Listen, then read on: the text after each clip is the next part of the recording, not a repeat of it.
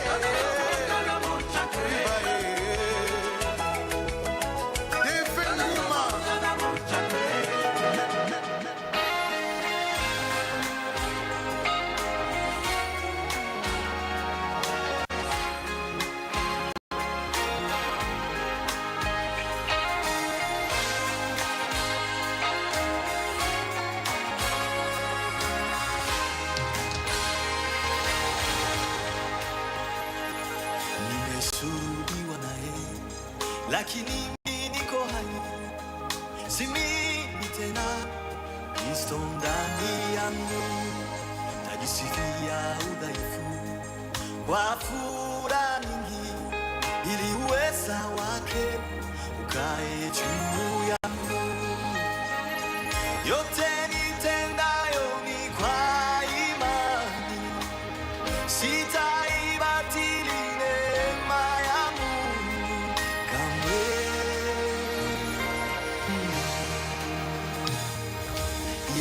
Yanitosha neema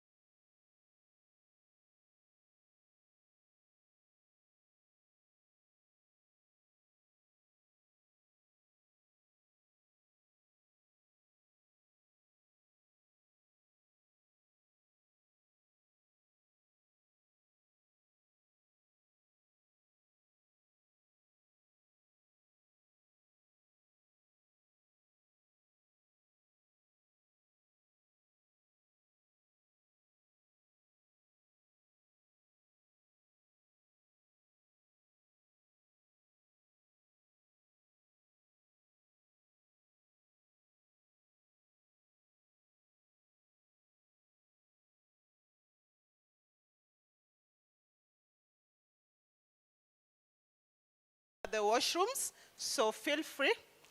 And in case you need anything else, just feel free to talk to any one of us. Otherwise, karibuni sana and feel welcome. Thank you.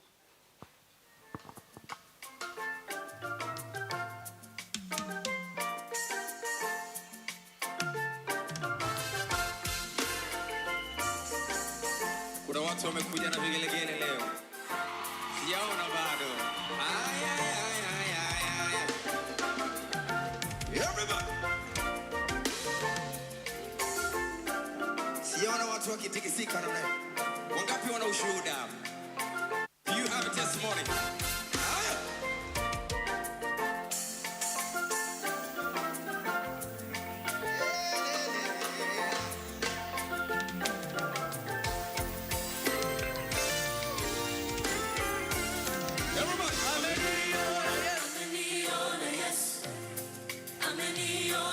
Wangapi Yesu amewaona? Wangapi wana ushuhuda kwamba Yesu amewaona? All right. Everybody now.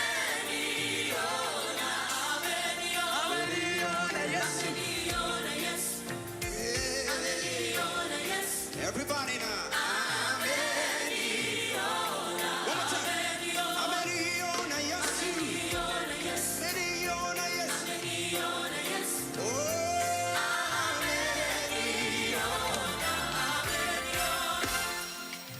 Ameniona, ameniona, ameniona, ameniona. Kulia kwangu wewe, kuomboleza kwangu. Ameniona, ameniona. listen. Ameniona. Ameniona. Ameniona. Ameniona. Kufunga kwangu. Kuomboleza kwangu. Ameniona. Nasikia. Ameniona. Ameniona.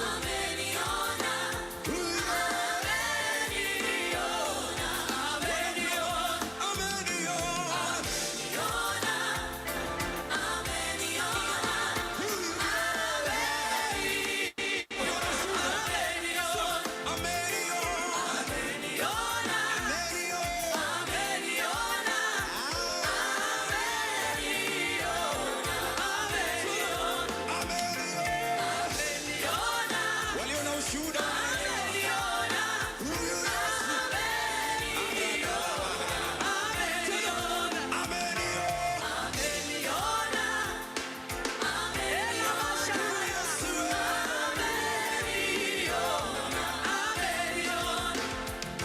Nimelia asubuhi, mchana na jioni. Sikujua kama Bwana ananisikia. Nikaomba, nikafunga, nikakata tamaa leo. Ameniona, ameniona. Kuomba kwangu, kulalamika kwangu, ameniona, ameniona. Umasikini wangu, utajiri wangu, ameniona. Sema, ameniona. Yesu, Huyu Yesu,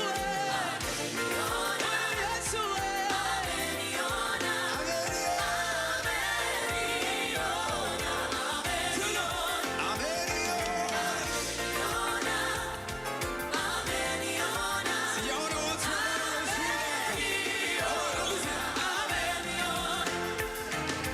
tunaimba sifa zake, tunasifu jina lake.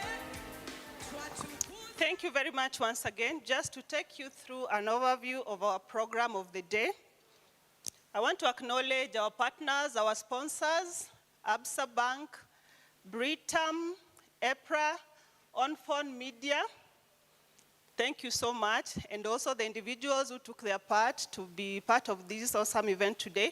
I want to thank each and every one of you. Feel appreciated as we settle in. So on to the program. Breakfast has been served. And for those who are still coming in, feel free to have some. We still have some left for you. Then we will have DFL Media official opening speech and welcoming, followed by a presentation by EPRA, followed by presentation by On-Phone Media.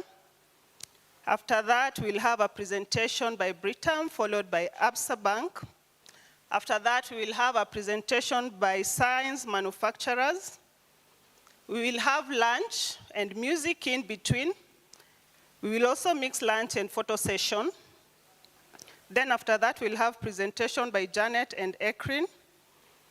Our second last event of the day will be I Dare You Digital Marketing Challenge.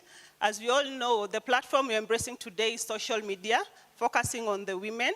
And each woman, I know, we are not ignoring the other gender, but our sisters, our friends, our mothers, our aunties, our uncles, they all embrace us in different ways.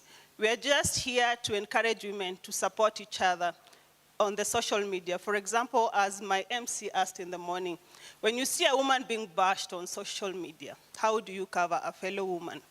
If you're a woman on social media and you've made it, if someone DMs you and asks you, how did you go about reaching this height? Are you able to get to them and teach them and mentor them? Or are you the women who just ignore? We are here to support each other, and we also understand that there's enough for everyone. So let's work together, let's encourage each other, let's cover each other. We will also have a presentation by DFL Media Services, a brief one, and then we will have speeches by our guest of honor and closing remarks. Our guest of honor of today is the Deputy Governor, Trans Nzoia County, and she'll be coming in with her fellow counterpart, Deputy Governor, Makueni County. So feel free to interact, feel free to engage, and feel free to just build that relationship that will go a long way. So thank you very much. I'll hand over the microphone to our MC of the day, Happiness Odawa. Karibu sana. You guys are not serious. I've been here interacting with you people. Na hata makofi too. Jamani. Hi guys. Just wave to me. My name is Happiness Odawa. I am the MC of today. Remember, this is the Nairobi Women Entrepreneurs on Social Media Conference 2024. There is a lady who is walking across the room right now. That is our CEO, DFL Media. Makofi kwake. She's Madam Grace. You look stunning, Madam CEO. So guys, nikikuja nilisema, usikae karibu na mtu na ujue anaitwa nani. And this is the time for me to test this before we begin the program. Don't ask, usikae karibu na mtu kama ujue anaitwa nani. There is a gentleman, yes, you, the guy, the next guy, him, yes. What's the name of the lady seated on your right? On your? No, on your left. Wow, mpigeni makofi. Amepata. One more. Nani wanakaa wajuani hapa? One more. The lady with amazing specs. What is the name of the lady in a white hoodie? I need a mic in the audience, please. What's happening?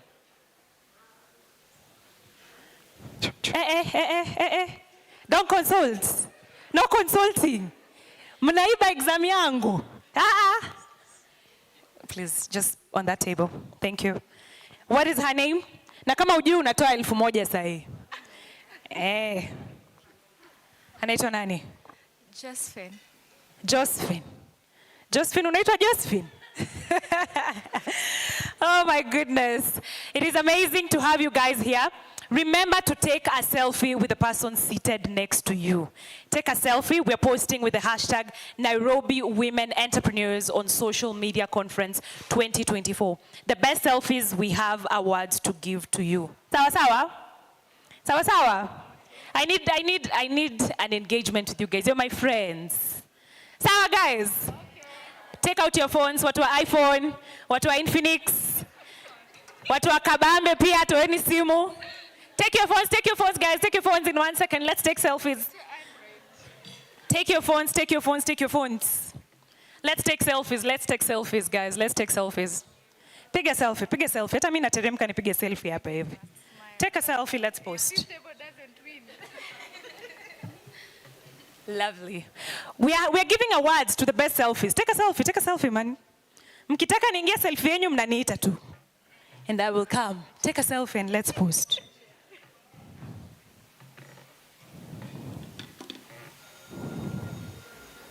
And remember to smile. Don't forget the name of your neighbor. Ukisahau jina, unatoa 1,000. Na nitakuwa nakuja randomly. So remember the name ya your neighbor. Haya. Sitawakumbusha tena. Anyway, remember this event has been brought to you courtesy of DFL Media Services. DFL stands for Disclosure for Liberation. Sawa sawa. Hiyo ni swali nitauliza na niko na gifts. DFL guys, let's have one meeting. Selfie time is done. Disclosure for Liberation Media Services. So this event is courtesy of DFL Media Services. We are here today because we are women entrepreneurs who use social media for our sales and marketing. My PA, please come. Pigeni PA wangu makofi. Hey, surely. Mwoni venye he's a fine man. Anyway, so yeah. So we are women entrepreneurs who will use social media for our sales and marketing to boost our business and make sure to network and interact. Usitoke hapa kama hujui mwenye amekaa kwa meza yako anafanya kazi wapi, anafanya nini, ako ni entrepreneur in which field. You can help each other. I told you, you never know about tomorrow. We can wake up tomorrow, someone here is a CS, someone here is the deputy president, and you did not get the contact na ulikuwa umeshare table na yeye. Right about now, I stand guided by my manager. We are supposed to have opening remarks from DFL. DFL stands for what, guys? Ah, nice. I can see my class is attentive. So right about now, I would like to welcome the DFL presentation. I can see they are prepping. They are prepping for that. Meanwhile, do you need another riddle from me? Mnataka nicho pesa ngapi sahi? Tao. Unajua, when the stakes are high, the riddle is harder. Are you sure? Okay. Vile mnani guide ndio tunaenda nayo. So there's a riddle here. Okay. This is so simple. Inatoa 200. What has a neck but has no head? What has a neck but has no head? What has a neck but has no head? Round 1, napeana 200. What has a neck but has no head? Ulikuwa ushajibu? Okay. We have an answer here. Where's my audience mic? And I'll need assistance from the sound team. Nani atakuwa mtu wangu wa kupitisha mic? Thank you. Please, I need assistance. Someone volunteer. Mwenye atakuwa ananisaidia kupass mic. Okay, thank you. I have one here. I'll be rotating. Thank you. So let's have an answer there. What has a neck but has no head? Who am I? 200 round 1. Akishindwa tunaongeza to 500.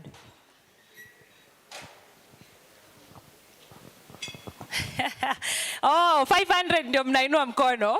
Amtaki 200 yangu. The answer, we have Josephine, we have a hand there at our entrance, please.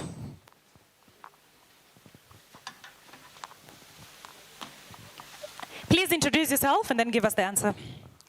My name is Shimuli. The answer is a bottle. Oh my God, a round of applause for her.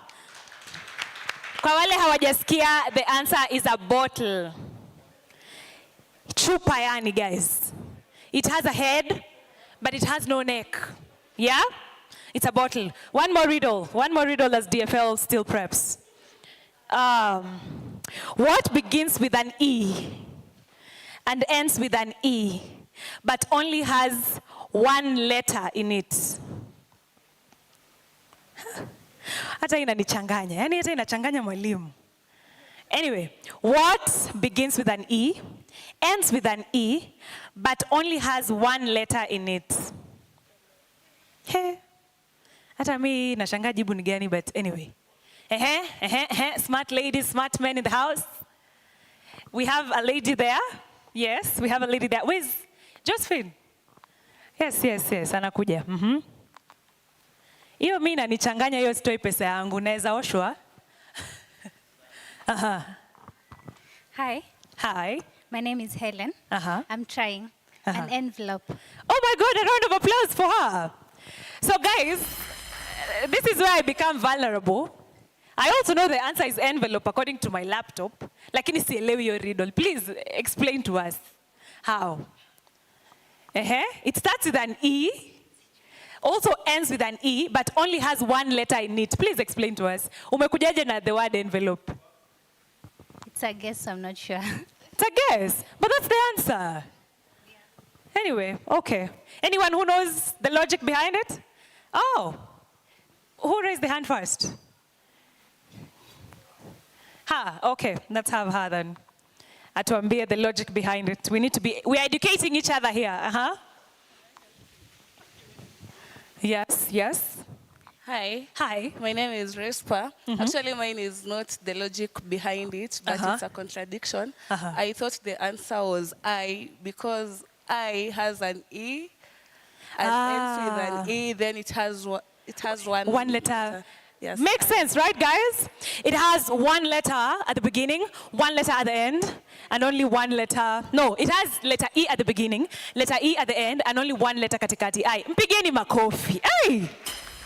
Yani watu wakienda group of schools, mimi nilienda wapi? Because what are these? Hey!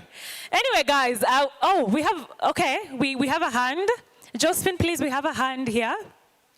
Josephine, huwezi wacha mic chini leo. Today you're my right-hand lady. Here. Yes. Hi. My name is Joshua. I also believe Eve. Yes. Fits in. Venye tunasemanga daughters of Eve, eh? Eve, yes. Eve. Makes sense, guys. Mpigeni makofi. Lakini makofi yetu hainibambi. No. We will be doing a factor 3. You know a factor 3, right?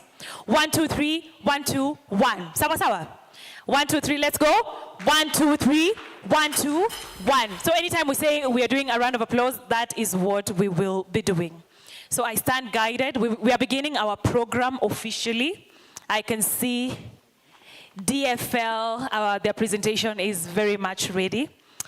Lakini kidogo nimeona one important person, guys. Semeni one important person. Can you see that lady walking in? That is my mother. Mpigeni makofi. That is my mom. She's called Christine Odawa from Britam Insurance Company. Good to have you around, Mom. So we are beginning our program officially, and just to begin the program, we're having a presentation from DFL Media. Remember, DFL is Disclosure for Liberation Services.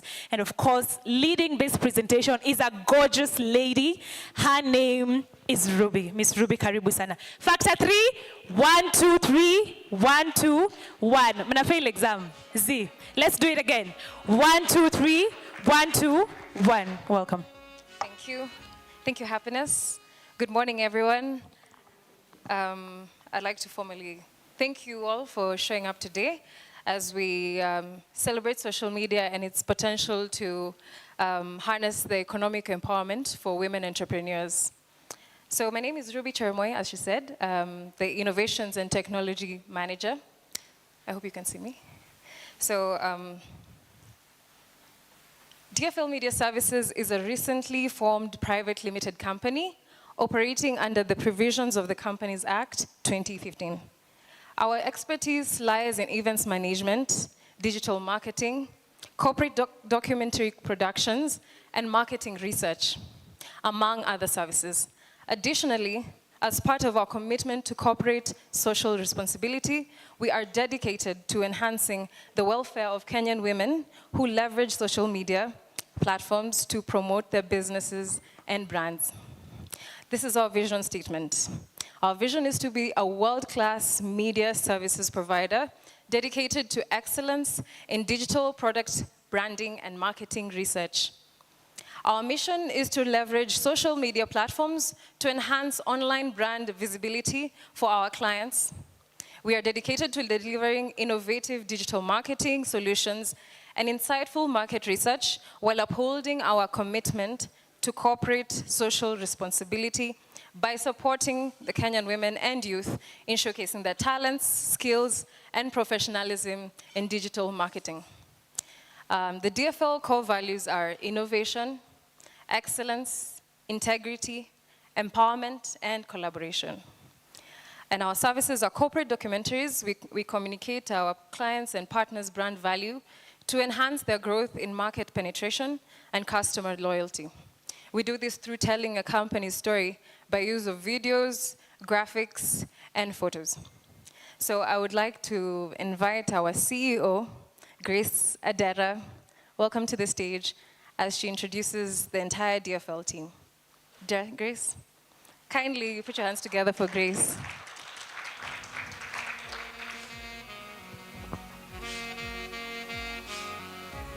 Again, mnaanguka mtihani. Factor 3, let's go. 1, 2, 3.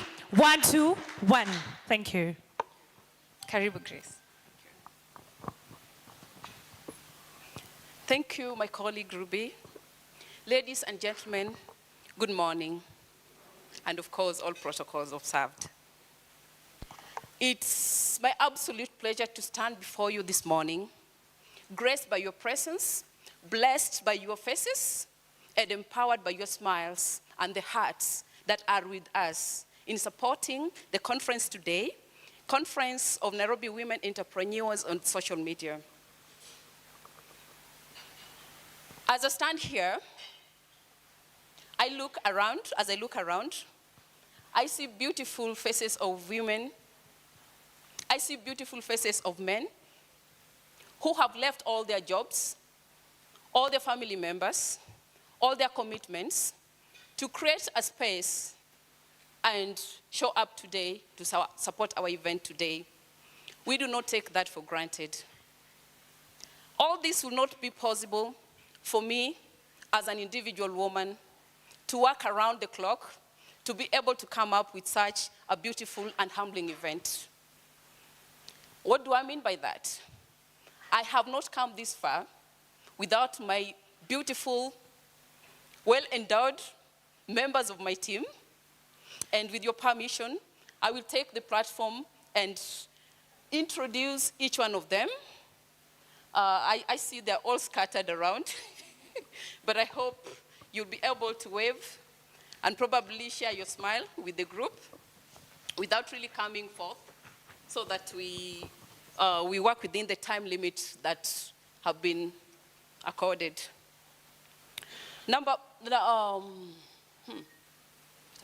I'll start with my colleague on the podium. Her name is Ruby, but I will give her another platform since she's closer to me to tell you something little about what she does to support DFL Media Services. So I am studying architecture, and this is something I personally know Philip, who introduced me to Grace and so forth. So say as DFL, we've come to learn that social media has turned out to be more than just entertainment, right? It's also a marketing tool. It's also a way for businesses to render some of their services. And therefore, I'm very honored to be part of the team to help, how do I say this, but rather empower other women and also remind us that social media is very crucial and it's something that is new. So definitely we have trainers to talk about the skills that are necessary for us to excel using social media. Thank you. Thank you, Ruby. Ruby is the head of our innovations and technology. To my left, we have a gentleman called Mr. Philip Mkangai. Mr. Philip Mkangai is the head of operations and finance. To my farthest right, we do have Madam Mercy Omwakila.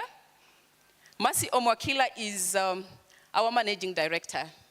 And I hope you've been able to hear her beautiful voice from the moment you walked in. And to my father's right again at the door, we do have Madam Susan. Madam Susan Mukala is the head of HR.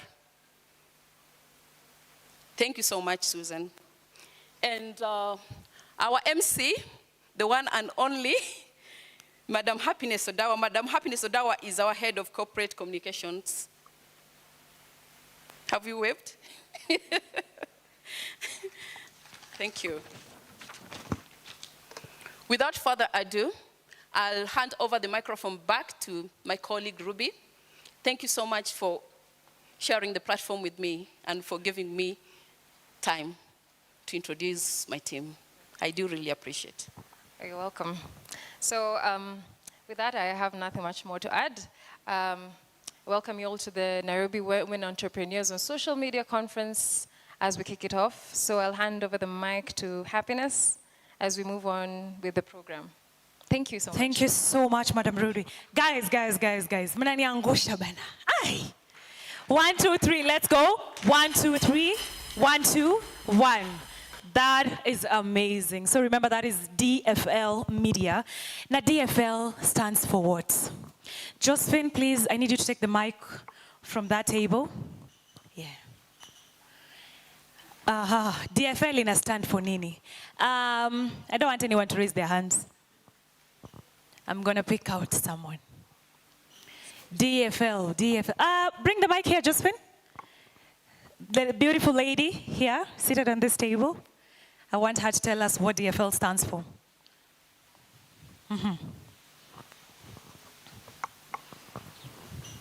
Yes, introduce yourself and then tell us the answer. My name is Gladys from EPRA, one of the sponsors for this event. I have not gotten the name in full, unfortunately. That's fine. Who will be able to, just make her catch up with us? Nani atamweleza? Yes, we have a gorgeous lady there. Josephine, please. Naona vizuri. Kila mtu amwangalia amwambie, you look cute. She looks cute, yes. Thank you. So DFL stands for Disclosure for Liberation. Absolutely. 1, 2, 3, let's go. 1, 2, 3. 1, 2, 1. So Disclosure for Liberation Media Services is what has put together this conference today. Na hii conference ni conference ya nini? This is the Nairobi Women Entrepreneurs on Social Media Conference 2024. Yani, it is us women who are entrepreneurs and we use social media for our sales, marketing, and engagement. We are here to network, share our ideas, meet partners who can help grow our businesses and stuff. Mnajua partners wetu wa leo kweli? Absa Bank will be here. Absolutely, sometimes you might need loans or financial advice and investment engagements concerning your business. Absa is definitely the way to go. I can tell you for a fact, Absa is the best bank. With their rates, their customer service 24. Hapo ndo mnapiga makofi wase. Nini? Kwani ninawabo? Na nini amu interact na mimi? Na venye nawafeel, ama nishuke hapa chini. Yeah, let me calm down. So that we can vibe. So like I was saying, the customer support is 24 hours. Like you can literally call them anytime and they will pick that phone and attend to you. And they will guide you in any inquiries you have concerning your investments, your finances, and so on and so forth. Number 2, tuko na Britam Insurance Company. Yani, hii kampuni hata moto yao ni with you every step of the way. Imagine mtu anakwambia, I'm with you every step of the way. You know what that means? Kila mahali unaenda, I'm with you. It's like your shadow. In short, they got you covered 100%. For life insurance, kuna kitu inaitwa life insurance. Kuna kitu inaitwa bima ya karo. Msiniulize najua kwa nini. My mom does insurance. So this is what has made me grow to this level. So I understand these things. Kuna kitu inaitwa lala salama. Lala salama, imagine someone like me, I'm 25 years, I'll be 25 in a month. I'll only pay 844 shillings a year. And I have a cover of up to 50,000. Anytime I have funeral expense, either for me or my spouse, which I don't have yet, or a child, which I don't have yet, but they are coming. Imagine, guys, nani melipa only 844 per year. Siyo ni deal poa. Only. And if my spouse or my child, I have any funeral expense, niko na cover limit up to 50K. And if I pay 1,500, I think the cover increases. Niko na hadi over 100,000. 1,500 per year ni kitu itatushinda jamani. That is nice. as a single person, like, okay, I'm not single, as a young person with no family, and you want to invest, yeah? Kuna pesa ambayo unaweza weka kidogo kidogo per month, ama yearly, inakuwa na interest. In like 6 years or something, I don't understand it well, but they'll tell us, unapata checks, unapata bonus checks and so on and so forth. So insurance is your to go. Now Britam is the best #1 insurance company that you can go to. You can invest with them. Na ukipata shida, nimwambia mamangu ako Britam.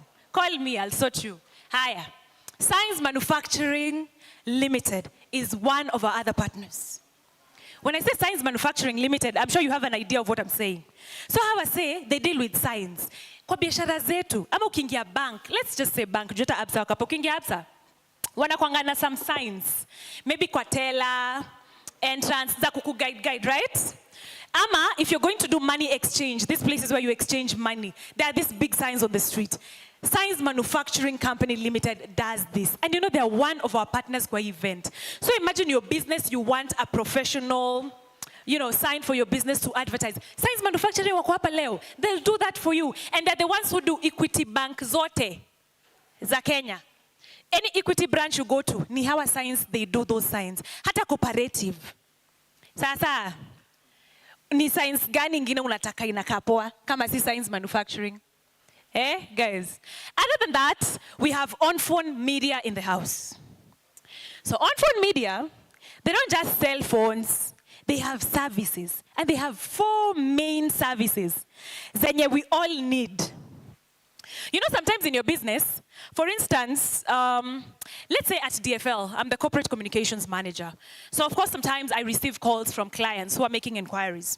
Wakipiga simu kuna kwanga na mtu anasema, thank you for calling DFL Media. We're not in a position to take your call. We will get back to you shortly. Ama tukipiga Safaricom. Thank you for calling Safaricom. Si mnasikianga hiyo sauti? Hizo sauti, who creates? Who creates those things? On phone media. So imagine saizi nianze biashara ya kuuza wig. Jumi napenda wig. Niite Happiness Beauty. And I want anyone who calls that number, I feel very professional. Sindio? Aonemini professional. Askie. Thank you for calling Happiness Beauty. We are not in a position to pick your call at the moment, but we will get back to you, whatever they say. Nani will create that for me? On phone media. Now ako pale. Can you wave to us? Look at them, guys. They're there. They will make your business as professional as possible. They have other 3 major services that they provide that I don't want to say now because nataka ni rembeshe kidogo. We also have EPRA in the house, the lady who introduced herself to us. Tunatumia matatus, we drive, for those of us who drive, whatever means of transport we use from day to day. Hujai jiuliza, hii fuel inatumikanga, who is in charge of that regulation and stuff? Such like things connected to that. It is EPRA. And you know what? We're so fortunate enough to have them in the house today. Wako hapa, they will be making a presentation to us for us to understand them even better and to interact with them more. I don't want to say much juu, nitaharibu zile madoido nimekea EPRA ya kuleta hapa mbele. Anyway, right about now, I want to call on phone me. Let me stand guided.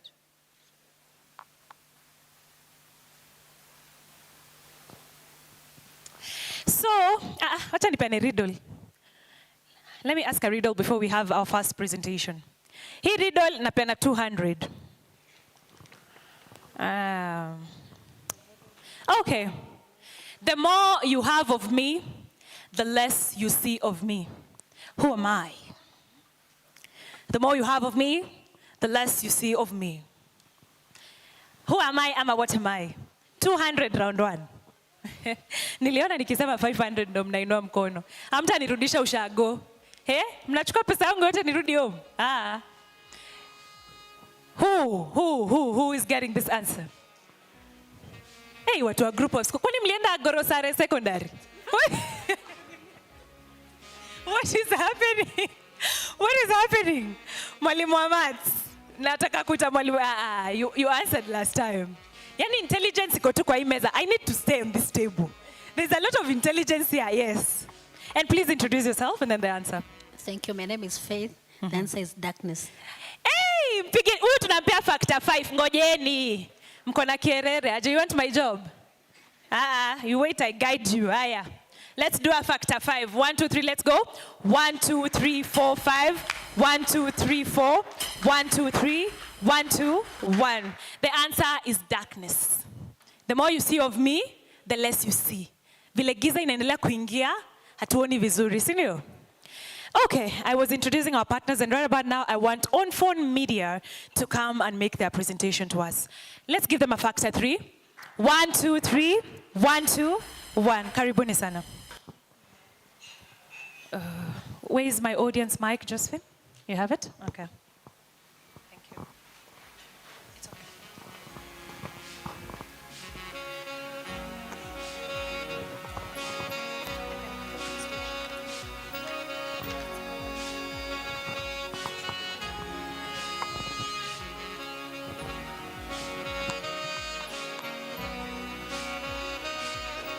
Hello everyone, morning.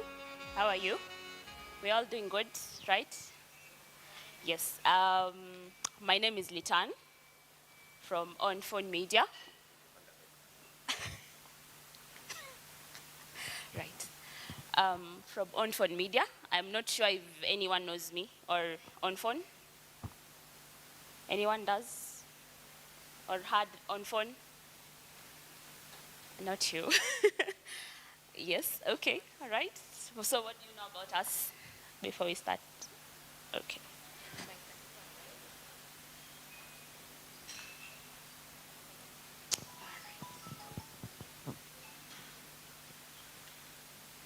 Say your name and then. Good morning. My name is Mercy. I've heard about On-Phone Media. Their SMS services, and I also know where you are located. Located? Along Mombasa Road. Awesome. She knows a lot about us. Yes, yes. On-Phone Media is one of the companies as On-Phone Group. Because you've answered my question, I'll have something for you. Yes. Right now, actually. Let me give it to you before I introduce the others.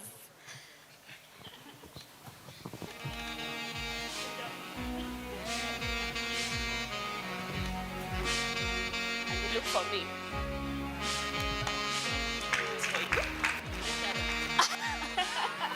You scan there, get our website, right? You'll get all the details. Right, so as I said earlier, my name is Litan Ongori from On-Phone Media. On-Phone Media is a company that offers various services, and I think I can introduce the others first, and then they can also tell us more about it before we continue, right? Yes. Good morning, ladies and gentlemen. My name is Florence Kishinga. I'm a business developer at On-Phone Media. And as my colleague Litan has said, just to add on it, we are a mobile value-added services solutions provider. And that is what we are here to tell you about today. Good afternoon. My name is Frank Mocha. I'm a business developer On-Phone Media. Welcome all.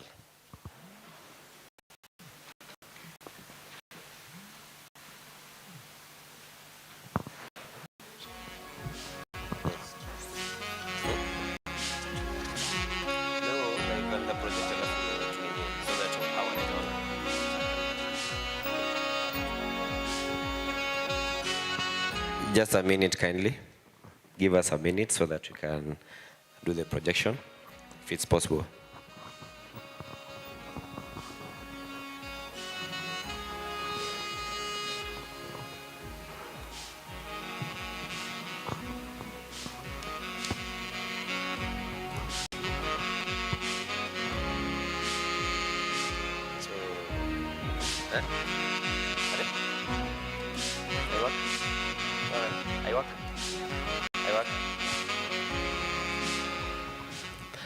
All right, the projection can't work, but we're going to give you the 4 services that we do offer.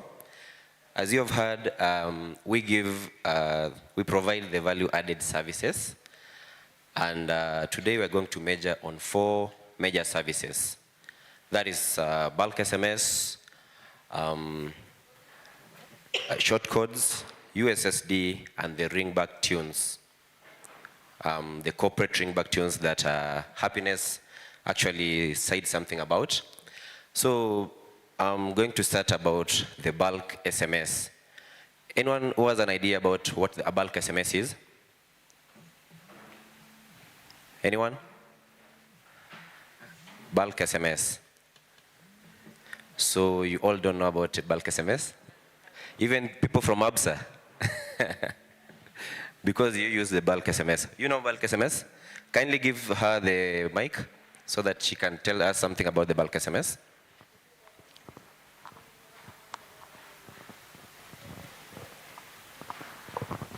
Okay, to my understanding, I understand that bulk SMS is when you send one message to a diverse contact. Like you can send one message to, say, let's say 1,000 contacts at once.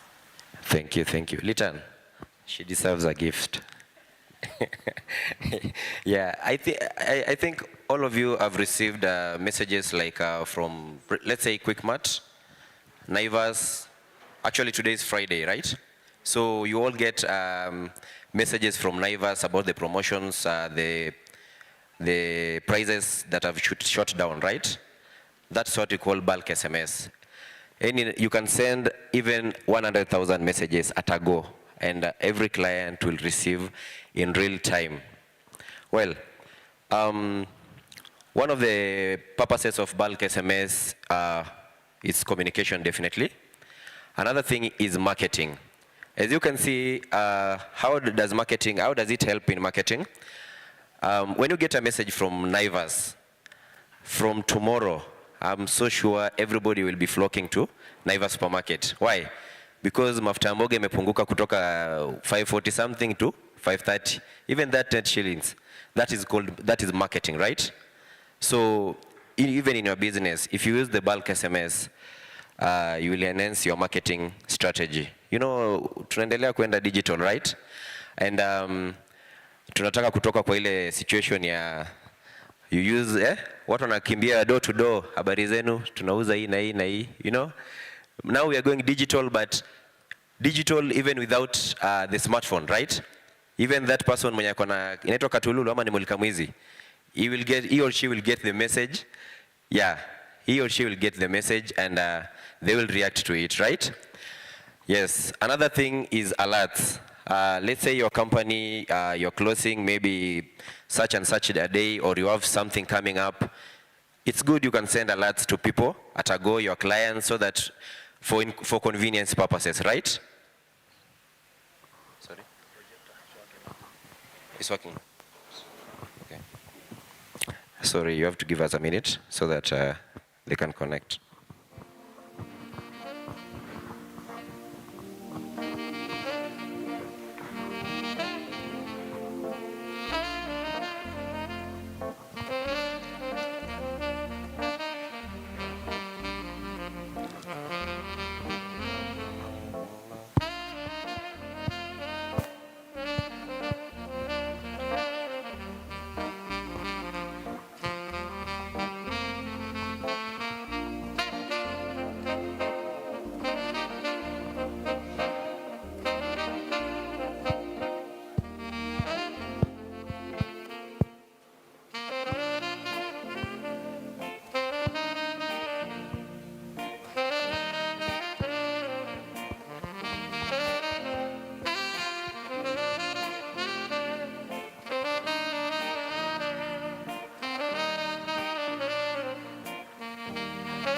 For the connection, kindly, we've been seated for a while, breakfast has settled, so I request all of us to stand a bit as they set up. Let's be easing up a little bit. All of us up. When you're ready. So, we are going to do something small. A little bit of mathematics.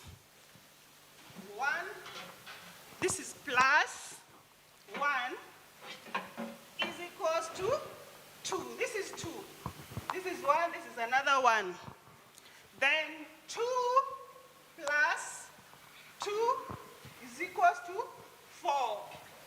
Then 4 plus 4 is equals to 8. Did you get that? So let's try. 1 plus 1 is equals to 2. Then 2 plus 2 is equals to 4. Then 4 plus 4 is equals to 8. Good students. So let's go. 1 plus 1 is equals to 2. 2 plus 2 is equals to 4. 4 plus 4 is equals to 8. Are we ready? Yeah, we're ready. Thank you. Let's have a seat. We proceed. Thank you guys. You're very flexible. Yeah, saizi najua mmechangamka sasa. Now, I hope you all hear me. You can hear me, all of you. I hope I'm not so deep. Girls always tell me that I have a deep sound, deep voice. So I hope you can hear me. Well, I was talking about the bulk SMS, and I was telling you about what the bulk SMS does, of which I told you we use it in marketing, marketing purposes, communication, to give alerts, notifications, and always and also the reminders, right? Now, who uses the bulk SMS? Who uses the bulk SMS? Any business organization, any kind of business organization. I presume that every business kind of needs to communicate with their clients, right? And even to the staff members. It's good to use the bulk SMS for professionalism, right? Another place where we use the bulk SMS is the institutions. If you know any kind of institution, you can refer us to them so that you can offer them the bulk SMS. Now, what are the advantages of the bulk SMS? As you can see here, it reaches a wider audience. As my sister there has told us, you can text even more than 1,000 people at once, and they will receive the messages in real time. Now, that's one advantage because I want to communicate to all of you right now. If I had your contacts right now here, I had saved them in an Excel sheet or something. Then I'll just open my portal here. I'll just type one message. Then I'll just send. Each one of you will receive the alerts in real time. All of you, I think you will just remove your phones and see the messages in real time. So it's effective, so effective. Another thing is, number two, it boosts customer engagement. Yeah. So, you know, constant engagement with your client actually retains your client, right? If you have constant communication with your client. Right now, I love using Naivas. That's my preference. Constantly, they send us messages every Friday. Every Friday, they have to send us messages. So, every Friday, I have to wait for a message from Naivas so that I can know, okay, this weekend, nenda Naivas kununua nini? I have to go to Naivas because this and this has reduced the price. What if they stop sending us the messages? Probably I'll forget about them, right? Yeah, because there are many supermarkets out there. Where I live, we have Fast Mart supermarket. I have another Quick Mart supermarket. So the constant reminders, like on the weekends, we will have this and this promotion, this and this prices have shoot down. Yeah, constant reminder, it boosts the customer engagement and also it retains the customers. Okay, let me go first. Number three is cost-effective marketing. Well, compared to other marketing skills, other marketing tools, The bulk SMS, it's not expensive as people think. The bulk SMS, you have to pay, there's a one-off fee that you pay so that we can set you up a portal. Let's say your company is called, let's say DFL, right? Yeah. You will have a user ID which is called DFL. That's the only thing you're going to pay for. And it's so cheap. I don't want to say the price here, but it's so cheap.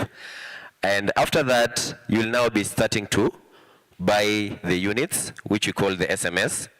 And that one depends on the rates that we'll discuss with you. So it's so cheap and it's so effective and so affordable. Okay, thank you. Another advantage is they help in tracking and analyzing the performances because, well, let's say to your company right now, maybe you don't have a bulk SMS, right? Then I offer you the bulk SMS and you get the database for clients, right? You will see the improvement in your sales or whatever you're doing, whatever business you're doing. Definitely you will see the change, right? So actually it helps in tracking and analyzing the performances. Okay. I'll go to the next one. 20 minutes only. I'll be fast. The second service that we offer is called what we call short codes. Anyone with an idea of what a short code is? Anyone with an idea what a short code is? Well, anyone who listens to radio stations here? You do listen to which station? Citizen. Which station? Radio Citizen. Okay, there's a station huwa wanaweka sauti ya mnyama. Then they tell you send an SMS with this to this code, maybe 40111. Then sema ni sauti ya mnyama mgani, si ndio? That's what we call a short code. Well, it's a 5-digit number. It's not like a phone number. Let's say like right now, there's a promotion that is going on with Coca-Cola. They say that when you open the bottle, you kipekee, you see the code there, then you send to 40111. That is what we call a short code. Well, a short code is actually a way of communicating with your clients back to back. Let's say you have a business and you think you need some improvement to your business. Then you want to know, you want to get some feedback from your clients. Let's say you're doing maybe DFL, they want comments from us. They will take a short code, they will send to us, then you will reply. Actually, I can say it's like a suggestion box, but digitally, you know? It's a digital suggestion box where you can reply, you can talk with your clients back to back, right? Okay, mostly we use them in surveys so that we can know where to improve, what to do what, right? So I think you have all understood about the short codes. Yeah, and who needs the short code? Any business, any institution, anyone that wants to improve, wants to go a step further in your business, you definitely need a short code because it's interactive with your client. You know the difference between short code and the bulk SMS is the bulk SMS, you just send the messages to your clients, right? But the short code, your clients can reply to you. They can tell you what they think about the business, what you have to improve on the business, blah, blah, blah, right? Okay. Okay, let's go to the next service that we do offer, and it's called the USSD. USSD. I'll go straight to the point. I think all of you use Safaricom here. USSD is like *544# from Safaricom, right? Now, the USSD is a session-based communication format that, which means that you interact with your service provider in real time. Let's say *544# is Safaricom is your service provider, right? if you need bundles, you will just get there right on time, right? If you need to register on something, there are many offers there, right? So let's say you have a company right now, and you want the clients, they don't have to come to the office to do ABCD. Let's say you have a SACCO or a lending company or something like that. We can make you a USSD, whereby a client can register just the same way you can register on Safaricom or anything. You can register there, you can make payments. It depends with what you want. Let's say like you want a USSD right now, you will give us what you want. Let's say I want, in my business, I want clients to have a place where they can register. They have to have a place where they can, whatever needs you want, a USSD has one. Like when you press star 544 hash, you will realize that recently they are increasing, every day they are increasing things. Like right now, maybe there's offer, surprise offer, offer according to the place where you are. So a USSD is something that is client-based. Your USSD will be different from the other business USSD. So it depends with what you need. Okay. Let's go to the last service, which I don't like calling it Skiza. I like calling it corporate ringback tune. Yeah, the corporate ringback tune, I think Happiness actually explained well. Yeah, when, here most of you have social media handles, right? And if you are on social media, you know about something we call the pseudo accounts, right? So someone may register your business name under their number, and they put their number there. Maybe you're giving money or something, whatever kind of business. But when you have a ringback tune, it kind of it's professional, right? You have the number there on the social media. When someone calls, thank you for calling DFL Media. We offer ABCD. We are located ABCD. If you want to get us, blah, blah, blah, okay? Now, even the Skiza tune or the corporate ringback tunes, it depends with the script that the client will give us. According to your business. If you want to give us in your tune, you want the clients to listen to where you're located, what you offer, everything. We offer that. Yeah. So basically, those are the four major services that we wanted to present today. I think I will give my colleague to conclude for us. Thank you so much, Frank, for the presentation. So if I ask questions about the services that my colleague has just presented, would you tell me what the services are used for? Okay, good to hear. So I'm going to finalize by telling you why you should choose OnPhone. Number one, we have reliable technology, and we have made partnership with strong partnership with the giants of the industry, like Safaricom, Airtel, because most of these services that we have just told you about, you need a network provider because you're interacting with clients and you're interacting with them through their mobiles. Also, another thing you should choose us is because we customize these services to suit your needs. Most of the services that we have told you about today and some that we have not told you about today, we are going to customize them to suit your audience. So when you come to us, you're just going to tell us what you need for that, what you need to use that service for. So we are going to help you with it to make sure it meets your needs. And the last one, it's cost effective. Like for the short code, we have two types of short codes depending on your business needs.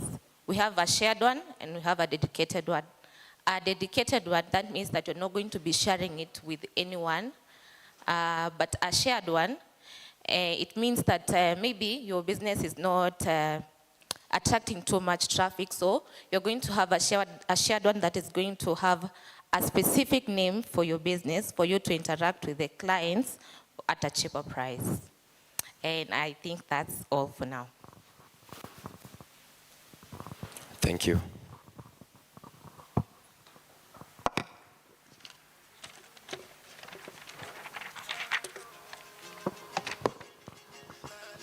Actually, for more information, you can visit us. Our table is there. Litan, you can raise your hand so that they can know where our table is. Yeah. If you need our services, you can come there right away and we will assist you. Thank you. Sorry. All right. As you can see, those are our contacts. You can contact us through any of those numbers. 0718-863-993 and 0719-274-466. Thank you. Hey, hii mtihani yangu mna fail tu. Mnataka tu kwenda home na D's. Hey, guys, let's give them a factor 5. 1, 2, 3, let's go. 1, 2, 3, 4, 5. 1, 2, 3, 4. 1, 2, 3. 1, 2, 1. That was amazing. On Phone Media, thank you so much. On Phone Media kuna kitu hawajawaambia. Wako na merchandise. Wako na merchandise. Do you know what merchandise is? Branded stuff. It could be a biro, it could be a laptop, it could be a t-shirt, inaweza kuwa kofia, notebook, but it is branded as On Phone Media. Nimesema it could be, hata inaweza kuwa pesa, imeandikwa On Phone. Anyway, so they have merchandise. Na hii merchandise, ninapatia wase watajibu maswali yenye imelingana na presentation yenye amefanya. So I've noted questions. Nataka kujua who are attentive. I'll ask questions like the services they offer, why would you choose On Phone Media, you know, some of the things they mentioned. If you answer, you get free merchandise. It could be a check, a shopping voucher. Anyway, let me not say much. Right about now, I want our next sponsor to come and make their presentation. And next is Britam Insurance Company, the leading insurance company. Even nikisema hivyo nataka mnanisupport na makofi. With you every step of the way. Colors zao zinakwanga blue, white na red. And the guy coming is in a nice suit. Anakaa vizuri. Makofi akikuja tu. So karibu sana Mr. Moses. He's called Mr. Moses Odembo. He will be making the presentation for Britam Insurance Company.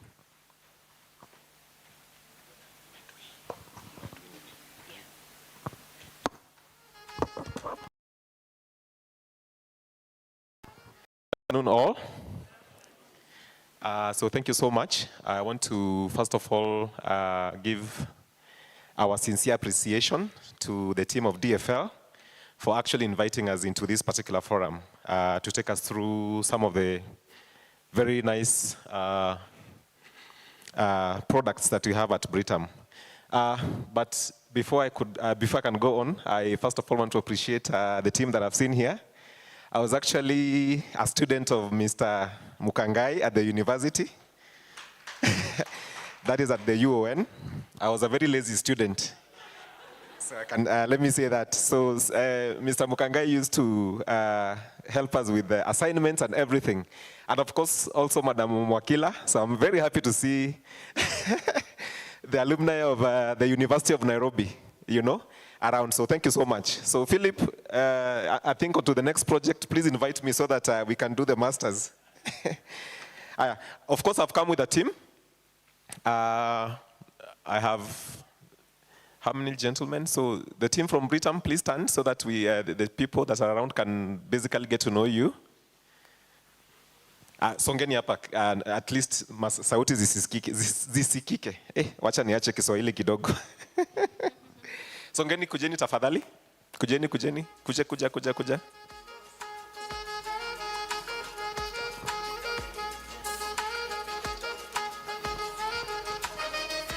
Wame arrive, eh? So I'll start from my right here, so you can just say your name and then Good continue. afternoon. I'm Mercy Andiwa. I'm an agent at Britam. Hamjambo nyote. Kwa majina Lawi Alois Ochilo. Hi everybody. Good afternoon. Good afternoon.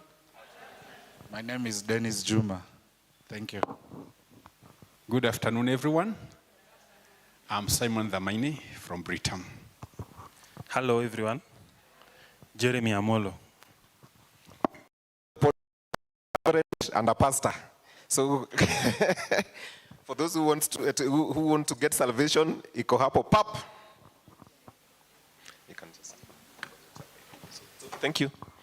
Dennis Juma will be coming back to present to do a presentation on NSSF Tier 2, especially for business owners, so that you can actually be able to see where we are going to. So number one, I'll start by just telling you about Britam. So who is Britam? Who can tell me who Britam is? Now, it's an insurance company. Who is Britam? Okay. Who has interacted with Britam before? Or Ama, who is a client of Britam here? I have a gift for you. Nani client of Britam wa kweli? Oh, Jeremy patia notebook pale. Sana sana hapo kwa Masi. Oh, wewe ni pia ni client. Na usiseme ile product ya kifo. But the Happiness said that anataka kuinsure mzee wake incoming ati akikufa. So nilikuwa nashangaa, ni mzee mgani atakaa isikie tu amechukuliwa insurance cover ya death. Usiende kumwambia tutamchukulia cover ya kifo, atakuacha hata kabla relationship ianze. Aya. So Jeremy, you can also give to Happiness here. Excuse me, faster. Here. Who else has a product from Britam? Also there. Please, faster, so that we move faster. Patiana pale. Uko na gani by the way? Uko na mbili? Oh, notebook ni moja. Mchukulie mpaka kalamu Jeremy haraka.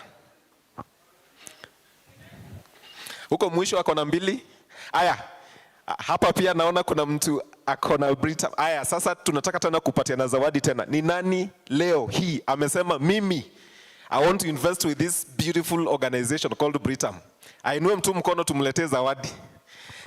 Ndio huyu hapa. Simon.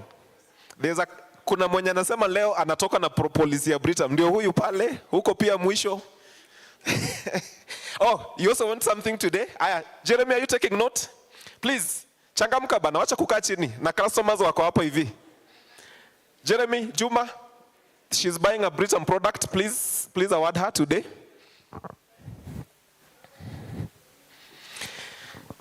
So this is our purpose at Britam. We say that we want to safeguard dreams and aspirations of our customers. And by the way, Happiness did a very good job in trying to, say one of our taglines, which is working with our customers or with you every step of the way. And of course, our vision is to be the leading diversified financial services company in our chosen markets across Africa. And of course, you can also see our mission. So of course, we are here in this particular forum, that is the Nairobi Women's Entrepreneurs on social media. And one thing about entrepreneurs is that, these are people who have, set their skills and put them into business, is it? Now, as an insurance company or as an organization, we want to ensure that we work with you in your journey of entrepreneurship, is it? It could be the process of actually acquiring capital and safeguarding the business that you have. Number one, as an insurance company, you want to insure your business or your enterprise against any, innate risks that the business may be facing. Number two, for a business to also prosper, it needs capital, is it? So as you go to the bank to get, we call it other people's money, as an insurance company, we also can help you, be able to create that money yourself, is it? You can either use your own money or other people's money. And where other people's money is concerned is where banks come in, is it? But you can create this particular capital yourself by using the various investment solutions that you've tailor-made for you, is it? So you could, possibly put that money in a checking account, or you can put that money into various investments like the money market fund. And let me tell you, Kenyans, we like money. Who doesn't like money here? Kila mtu anapenda pesa, si ndio? The other day kwa news, we've seen people losing huge amounts of money, especially in schemes that will give them 23%, 25%. And people, including young people, including Gen Zs, are actually gullible, where such particular investments are actually floated. So it is important to ask yourself, who is this who is giving me this particular service? Who am I investing with? Is it? And that's why you need a company like Britam, who has tentacles in this particular country to help you, advance your entrepreneurship journey. And these are the money questions that you should ask yourself, or we should ask ourselves. Number one, income. Do you have a passive income, Do you see it increasing? Do you see it dropping at any, or staying the same? Or has it even stopped? Are you planning to make money from your passive activities? It is very important to take that into consideration. Because in business, there are certain times where there will be highs. There are certain times where there will be lows, is it? And what are you doing when the season is high? What are you doing when the season is low? Then expenses. Are your expenses under control? Do you manage your expenses? And one of the things we learned, na tulikuwa na Mukangai kwa hiyo class economics, that your income can only do two things. Ile pesa unapata, you can either expend that money, that is consumption, or save it. Two things. Ama kuna ingine pesa inaweza consume and or save. Is it? And if you consume more than you produce, or you consume more than you earn, that means that you'll actually be left with the number 4 topic there called debt. And the question is, are your debts in control, is it?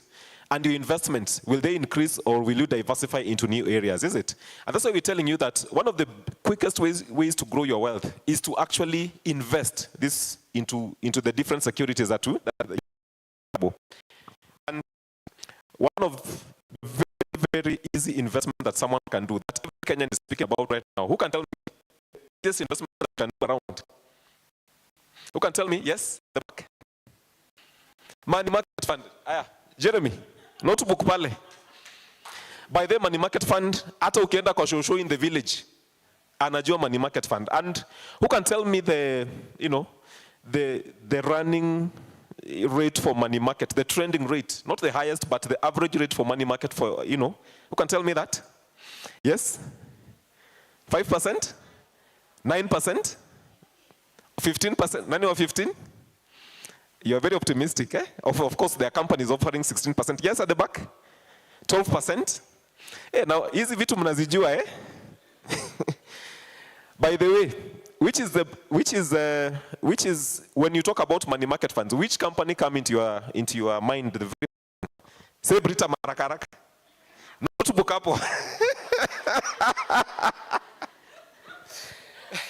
And of course, we have financial literacy. And the beautiful thing about it is that nowadays we have, people are so conversant with the investment information. Si kama kitambo, atunakutana na agent kama mimi ndo anakuja kukueleza. Like right now in this room, I believe many people know about these products and even the services that we actually offer. And then, of course, now this is the quadrant that we're talking about, that you should be able to manage your expenses properly, have some savings. And let me tell you, by the way, before you can invest, you must be able to put that money away from yourself. Remember, you are the worst enemy of your money, is it? And if you do not put it away from yourself, it will end up into someone else's pocket as an expense. And of course, have some savings and insurance, which equals to protection. And let me tell you, by the Gen Z, ni wangapi wako hapa? Gen Z, tuko? Can I surprise you? That in another 30 or 40 years, sasa wewe utakuwa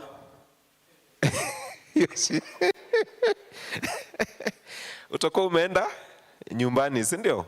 So it is very important to, when the moment you get that first check, think about your retirement. Do you want to retire honorably or horribly? Is it? And by the way, you've seen this example with your relatives. Our relatives, kwanza mimi penye natoka, mtu anakuambianga nilikuwa nafanya kazi Absa Bank. Ile wakati ilikuwa inaitwa Barclays.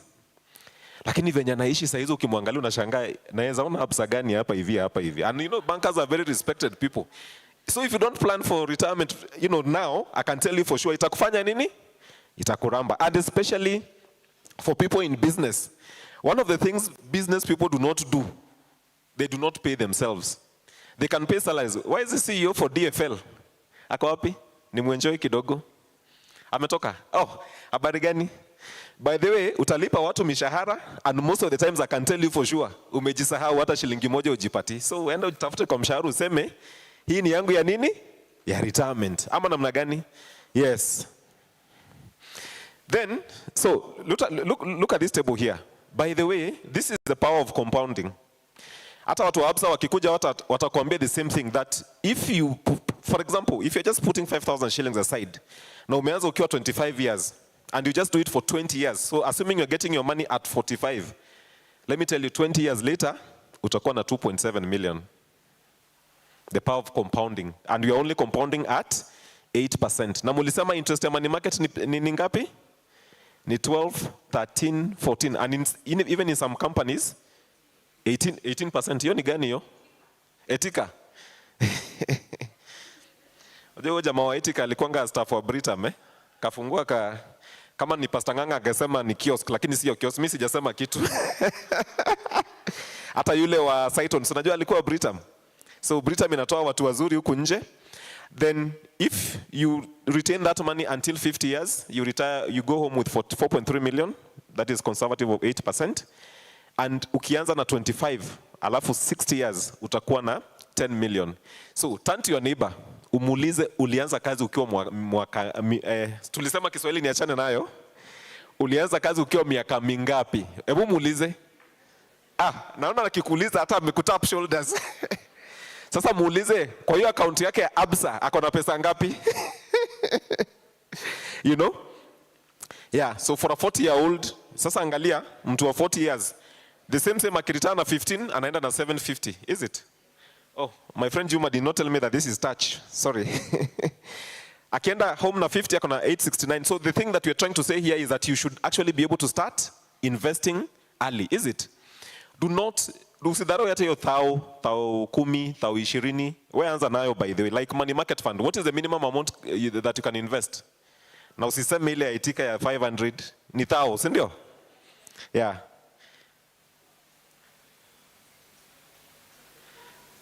Okay. So, yeah, that was just some a bit of what we do, just a bit of money lessons. So at Britam, as you can see from our banner here, number one, we have life insurance products. So if you want an education plan for your child, like Happiness told us that yeye alipelekwa shule na education policy. Please, we'll be here to talk to you about it. Very important. If you have a business that requires some insurance, we're there to also help you sort that out, is it? Muliona juzi biashara zikichomeka, muliona floods zikibeba ng'ombe. We have all those kinds of insurance. That is what we call general insurance. For your medical needs, ukikuwa mgonjwa, God forbid. And let me tell you something, you could even have everything running perfect for you. Alafu ugonjwa tu itokee kwa familia. Let me tell you the truth, that can even wipe that family land that you have, is it? So it's good to have this particular cover so that if anything happens, you are protected. And of course, retirement planning, like we said, it is very important that you can actually be able to put something away for you on retirement. And finally, I'll just finish by giving you this particular plan. It's called an Imarika investment plan. Who has heard about Imarika? This is a plan that we've had for some time. This is my last slide as I welcome my colleague Juma. Who has heard of an Imarika investment plan? This is a plan that we introduced, I think, in 2017. And we invited people to come and, of course, join us into this particular investment. So we invest in various diversified securities into this particular plan. This particular plan gives you an interest on your investment of, right now, the current rate is 14.4%. That is Imarika. You can invest as little as 1,000 shillings. The beautiful thing about this cover is that you do not pay withholding tax. Remember, for your money market fund, the government will eat. As you say, Zakayo will take 15% on your interest. But for Imarika, no withholding tax. Number two, because these particular funds usually are invested, and most of the times the funds come from the banks, most of the times ukienda bank, and this is the beauty of this particular product, to transfer money into this Imarika, the bankers will tell you, no, let us try and match your interest. Anauliza, uko Britam unapewa ngapi? Ukisema 15%, wana transfer your pesa haraka, wanasema, we can't compete, is it? And I think they will be here, they will be telling us about some of their products. And of course, because we have that particular it's called symbiotic relationship, is it? So this Imarika fund, if you have your 1,000, 10,000, a million, 10 million, this is a fund to go. You'll actually be able to earn your interest. This is just an example of how much you can actually be able to earn from the investment. If you put like 10 million shillings, your earnings before tax is about, and that's in a year, 10.8. And of course, if you were to pay the withholding tax you'd actually pay 120. And like we said, for Imarika, there's no withholding tax. So that particular element is actually not there. So that is the beauty of this particular fund. And then you also given a tax relief. If you're taking this particular plan for more than 10 years, you'll enjoy a tax relief of 60,000 shillings. So I've just taken that time to take you through the journey of investment, the journey of saving, that can actually be able to help you improve your entrepreneurship journey. So thank you so much for listening to us. We'll be around so that the person who wants to invest, if you want to invest that 10,000, that 20,000, that 30,000 shillings, if you want to take that medical insurance cover, we want to work with you every step of the way. So for SMEs, so I want to call upon my friend Juma. He's an expert in SMEs. So he'll talk about NSSF and the impact that it has on businesses. So karibu sana Juma, as you take us through this next step. Thank you. I thank you all. Thank you, Moses. Again, good afternoon. You're well? I wanted the attention of the most beautiful lady in the floor, but she didn't give me. When I stand here, I expect your maximum attention for like 5 minutes, then we will close it or wind it up. My name is Dennis Juma from Britain. I'm here to represent SMEs. Number one, I had a little conversation at the beginning of this forum with a few individuals, and I have realized that in one way or the other, we're either self-employed or we are employers. Is that true? By being an employer, I basically mean that you are running a small business that has 2 or 3 or more people, between 2 to 100 people. Anybody who is an employer directly or indirectly by show of hands? Good. Good, I can see. Very, very well. I have a gift for, I think there is something. I think Moses took your attention by gifting you. I will find a way of also trying to earn your attention. Something to note, with respect to Moses' presentation, we realize that generations have changed and therefore needs have changed over time. Are we in agreement? Currently, I do not know, but let me assume that you have had a mother or a father. The type of investment plans or savings plans that, that's not my phone, right? The type of plans or investment portfolios that we currently can pursue are very different from what our parents maybe pursued. Are we together? You realize that our parents, for example, Happiness mentioned of an education policy. If you ask the mother, probably the mother invested in 15 or 20 years, a plan of 15 to 20 years.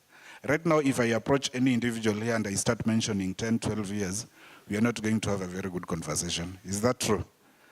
The people, or rather the current demography of people we have is somebody wants to put their money, and then 1 year down the line or 1 month down the line, they want to see outcome. How much has my fund generated over that particular period? And can I exit? Can I top up? What are the options? You realize, initially it was very limiting. Currently, we are trying to provide investment plans that are very flexible. So if you look at Moses' presentation, I think if you can't do Imarika, you must at least do a money market fund. Because the funny statistic is, I know basically, and to a greater percentage, it is insurance firms that do highly participate in money market investments, more than banks, though banks are also there. But the funny statistic is, these same banks, and I know experts are here, the society, especially Kenya, can operate without insurance. because the amount of deposits that the banks hold are unanimous. But the idea is, the little space we have, we are still trying to penetrate deeper. The funny statistic is, we have more than 33 trillion as bank deposits. That is a huge amount, more than 33 trillion as bank deposits. Contrary, we have 3.3 trillion as money market funds and investments. Are you getting the difference? Without buyers, how much interest do you get in your bank deposits, especially a current account type of account? Comparatively, how much interest or growth do you get from money market funds? And therefore, with both analyses, what is the inflation rate? What is the current inflation rate, anybody? Without being particular? So from the end of this conversation, I want us to have an idea that do at least two things to your funds at any particular moment. Either retain its purchasing power. If you can't, grow its purchasing power. If you can't grow it, at least ensure that you retain the purchasing power. The basic analysis on that is, if I have 1,000 shillings today, you have your 1,000 shillings today, and somebody else has 1,000 shillings every year. And by the investment is more divine. It has a religious relationship. There is a Bible verse where there were some people who were given something, and after some time, the master came and asked them what they have done with whatever they were given. I think there were some virgins, right? I'm not very sure, but I know there is such analogy. Now, the idea in terms of investments and savings, and this is very critical, if I have my 1,000 shillings. Currently, I can procure like 5 liters of fuel, right? Petrol. You have your 1,000, and maybe he has his 1,000. If the idea was to purchase 5 liters of fuel, and maybe we say, we do not need fuel today, but maybe in 1 year or 2 years, we want to have each the 1,000 shillings to purchase fuel. If I have my 1,000 shillings, doesn't matter where I put it. If I put it in my pocket, well and good. Somebody puts it in a bank, well and good. Somebody puts it in a money market, well and good. The idea is, and that is how you know how whether you are growing or retaining the value, the purchasing power of your money. After 1 year, if I come back to you and ask you, the 1,000 shillings that you had, it was in your pocket. Remove the entire content of your pocket. Another person had it in a bank. We say you placed it in your bank account, remove every content of that 1,000 shillings. Another person in a different investment portfolio, we tell them, remove every content of that 1,000 shillings. If it cannot purchase 5 liters of fuel, you have done injustice to your money. And that is the basic thing that we are preaching. Do you get the sense? Do you get the sense? Thank you. So, I asked if we are employers or directly or indirectly. I saw a small fraction, but I think the presentation I have is going to be relevant even for the people you associate with. The presentation I have is basically for SMEs. Anybody who understands what SME is? Because that is the short form. It is currently, this particular department is currently led by Mr. Oparanya. Yes? You can shout. You look like you have a good voice.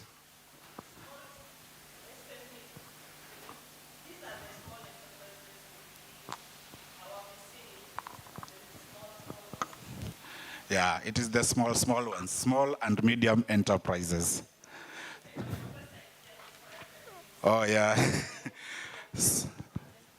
Small and medium enterprises. So basically, an enterprise, small or medium, basically means 2 employees and above.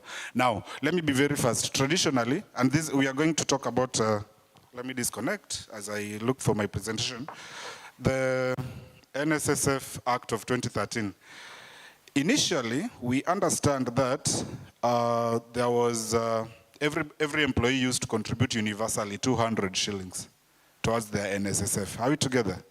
Anybody currently who is contributing in SSF by show of hands? Mtu yote ana contribute? Yeah. You are the guys I want this information to reach to. Now, initially we used to contribute to universal 200 shillings, and when you get to retirement age, you'd take your money home in lump sum. Now, that particular structure has since changed. Reason being, I happen to have been schooling during Kibaki's time. And during Kibaki's time, the idea was go to school to create employment rather than to look for employment. And then over time, employment is that small business that you are running. And over time, we have realized that the society has a greater fraction, more than 70% consists of people who are quote-unquote self-employed. And these are the people we call SMEs, more than the big corporate institutions that used to employ people. So the government, in its own wisdom, has realized that over time, in the fullness of time, we are going to have a very poor old population that lived a very good and lavish lifestyle during their active working time.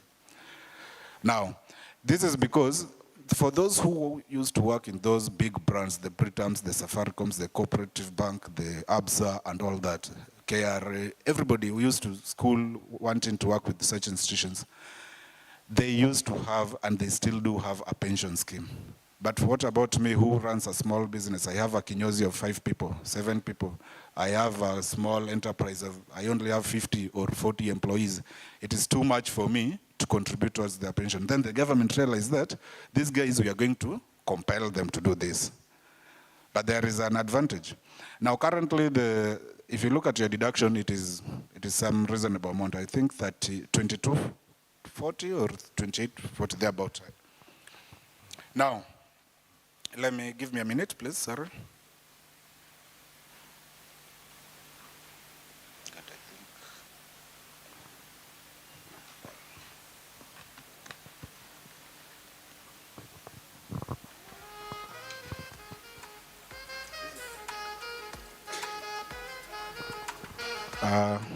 Is it there? The technical team, but this is it. We are going to talk briefly about an SSF Tier 2.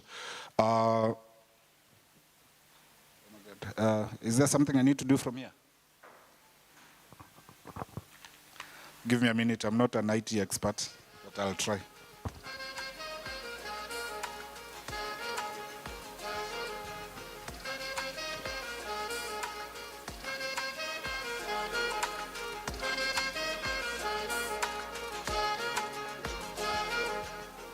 Oh, sir.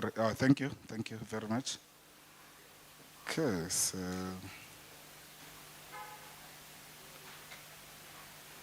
good. I think that's fine. Yeah. We will be talking about an SSF Tier 2, basically an SSF contribution. So like I said, traditionally we used to have 200 contribution. Currently it is a different amount and everybody agrees right here. And it is important that we understand. So the government decided to ensure that we all contribute or save towards our old age, and basically to ensure that we secure our social welfare even at old age. And of course this has been talked about, our purpose. If you forget about everything, don't forget about the fact that we are safeguarding dreams and aspiration at individual and corporate level. And when I do that to you, I'm also doing that to myself. So the 200 shillings that we used to contribute initially used to be a provident fund. And a provident fund is basically a situation where when you get to retirement, you take everything home. In my village, we used to call it golden handshake, because I saw some of my grandfathers in the village with their golden handshake. These people would get their lump sum, either from their employers or even from NSSF. 2 years down the line, it's no more. And for example, if you're coming from a village, you've lived in a house worth 70,000 for since you were an adult to the age of 60. Then at 60, you get your lump sum of maybe 7 million.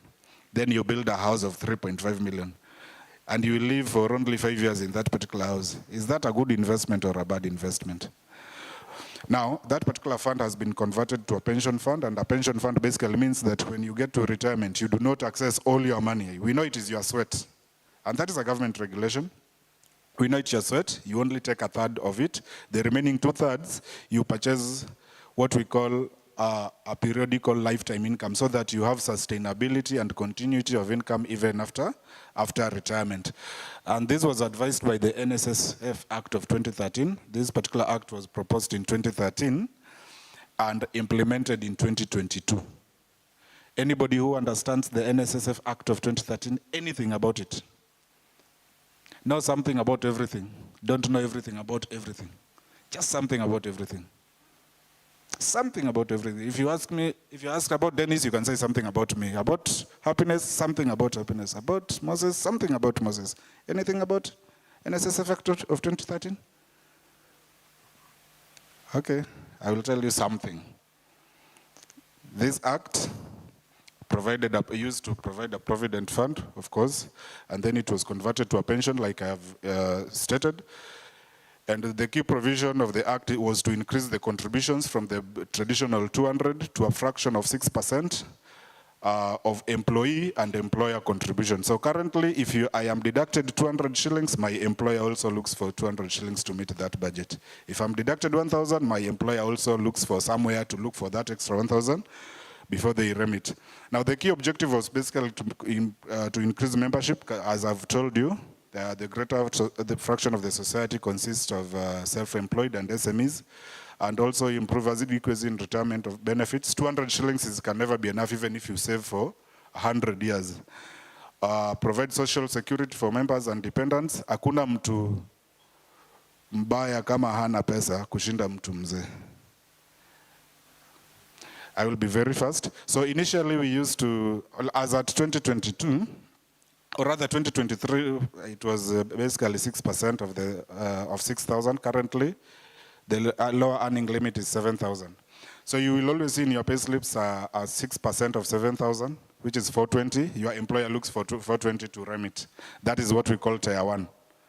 Right? Currently, it is 7,000. Next year, it will be 8,000. It will continue increasing. So currently, if you look at your pay slip, it is 6% of 7,000, which is around 420. 420, your employer looks for another 420 to remit as tier 1.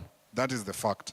Now, there is tier 2, which is now, the upper earning limit is capped at around 36,000 currently. Last year, it was 18,000. Next year, it will be 72,000. So the upper earning limit doubles every year. The lower earning limit increases by 1,000 every year, all the way to 2026. So if you look at your current pay slip, you will see a tier 2 deduction up, which is around 1440, which is like 6% of the difference between 36,000 and 7,000. You see that 7,000 is already subjected to a deduction. So you less 36, it remains 29. 6% of 29,000 gives you 1740. So if I'm deducted 1740, my employer also looks for 1740 before they submit to NSSF. So that is what we call tier 2. Now, the NSSF Act of 2013 says that tier 1 is compulsory, that it must be remitted to NSSF.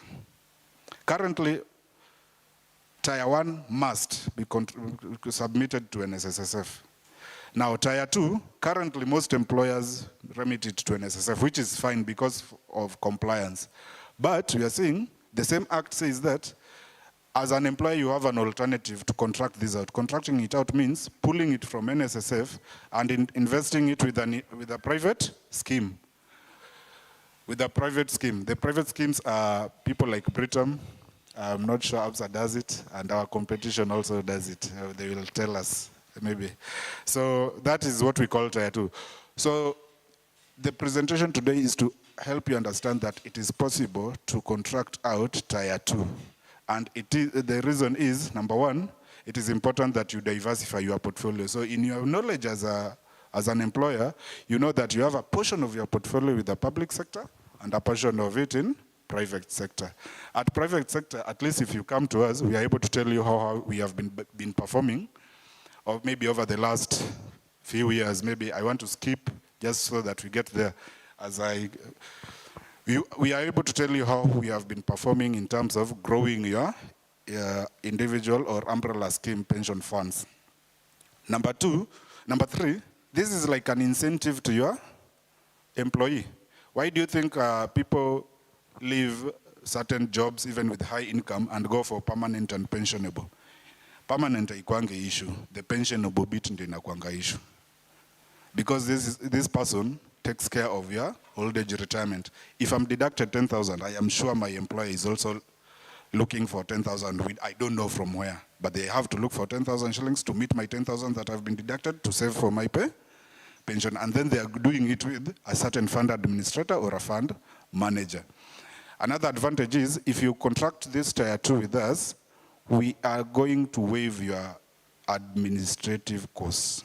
You know, in terms of investing a fund, we have what we call a fund administrator and a fund manager.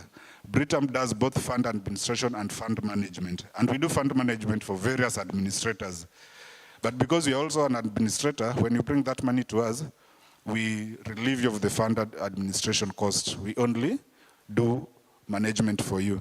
And this can be explained by that final column. If you look at the NSSF rates over the years, I know you didn't know this, that even NSSF gives a certain percentage, and up to now you still don't know. They do. But if you look at that, the average rate is gross. That means they have not factored in the administrative costs. For us, the declaration we have made over the various years, it is net. So no any other costs. Are we together? Yeah. So basically, I think that is it. I have skipped a few things there. We will help you in contracting out process and everything. So if you are an employer and you have 1 or 2 or 3 or 100 employees, this is the place to go. Are we together? Thank you. Thank you so much, Juma. I think Juma ametuonyesha jargons mingi. Are we still alive? Are we alive? Yes, it's okay. Just take it. So I think just to close, I think there's something that he possibly did not mention, that where pensions are concerned, or where pension is concerned, if you recently changed employment, remember your pension is like your basket. You should move with it. You know? One of the things I know about employment ni kama relationship. Nani upigia ex wake anamwambia ati mazee unaendeleaje? Ati uko sawa, ati nilikuwa kutumia ka M-Pesa tu hapa hivi ukakule lunch. Like the relationship is usually not very good, is it? So even with employers, imagine umechange employment kama mara 5 ama mara 6. Have you ever been ashamed ukisema mazee nilifanya Absa nikatoka nimeenda Britam sasa niko sijui wapi? So again, also in old age, imagine now going to Britam, unaenda on phone media, si kila mtu amekupatia pension umeacha huko. So we can give you one basket that allows you to consolidate your pension, is it? It's called the IPP, at Independent. Kichwa ilikuwa kwa ABC. So the IPP is the individual pension plan, is it? Which allows you to consolidate your pensions in one basket. And as you have seen the presentation there, you realize that you are also able to earn some considerably good returns from those particular pensions, is it? So we are here. Remember, as you've said, we are a diversified financial services group. You can see all the things that we do. Now you need like a third, not even the whole sum of what we do. So generation zote tuko hapo. Kama unataka investment, unataka cover your investments, you want to insure your business, you want to transfer your pension, you want to start up a pension, ama pia uko retiree, you want to earn your annuities. We are here to work with you everywhere, is it? So nani anaweza kuwa na burning question? Because I think I only have 1 minute on this stage. Nani anaweza kuwa na swali? Maybe Britam haiko kusalimiwa vizuri. Tunaweza jibu, si ndio? Yeah. Now, Jeremy, I hope you took note of the people who said they are taking the policies. Naona mmoja pale ndio yule ana smile. In fact, wanachukua wote leo. Kuna unachukua? Oh, okay, sawa. Shoot it. Na umasi wewe ni classmate, so usinipeleke mbio sana. Maybe I've worked for 3 companies, as you've mentioned, and I need to consolidate them. Am I the one to initiate, or I can give you the company, then you do it on my behalf? Which is the easiest? Good question. Who wants to? Nani anataka kuchukua hiyo swali from Mercy? My colleagues, Alois, kuja tafadhali. Na usiongee Kiswahili tafadhali. Ongea Kizungu. Thank you, madam. You've worked for several companies, not only even 3. You can have even 10 of them, depending. We can consolidate all these funds. We will give you a form that you will fill to create your personal account. Thereafter, we will be able to fill withdrawal form that will enable you and the administrators from the particular company so that you bring them to your account in Britam.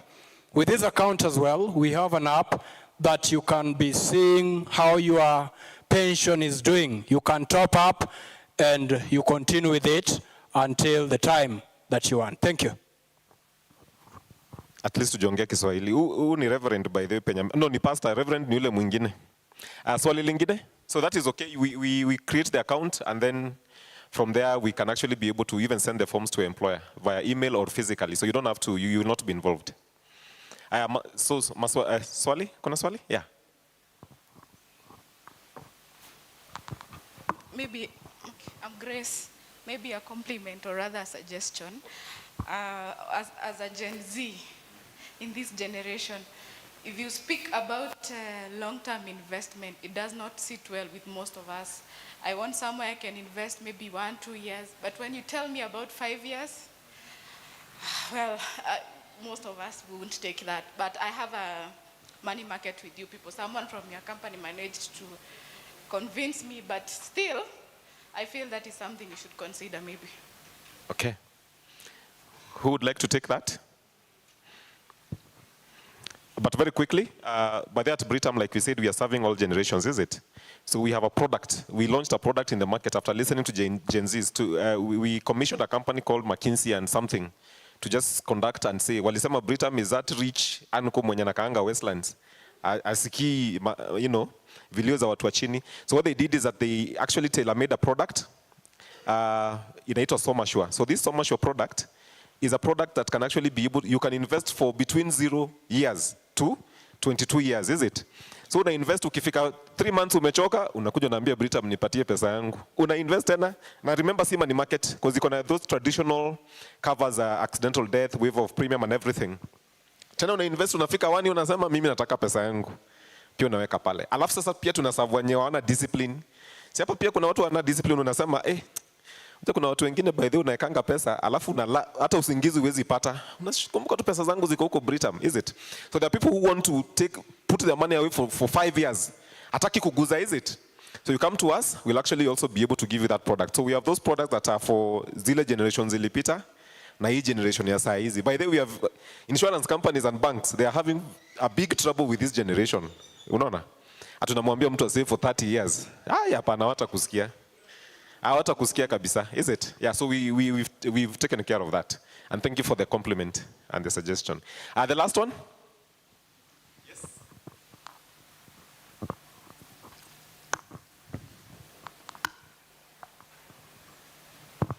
Hi, my name is Salome. I just have a question about pension.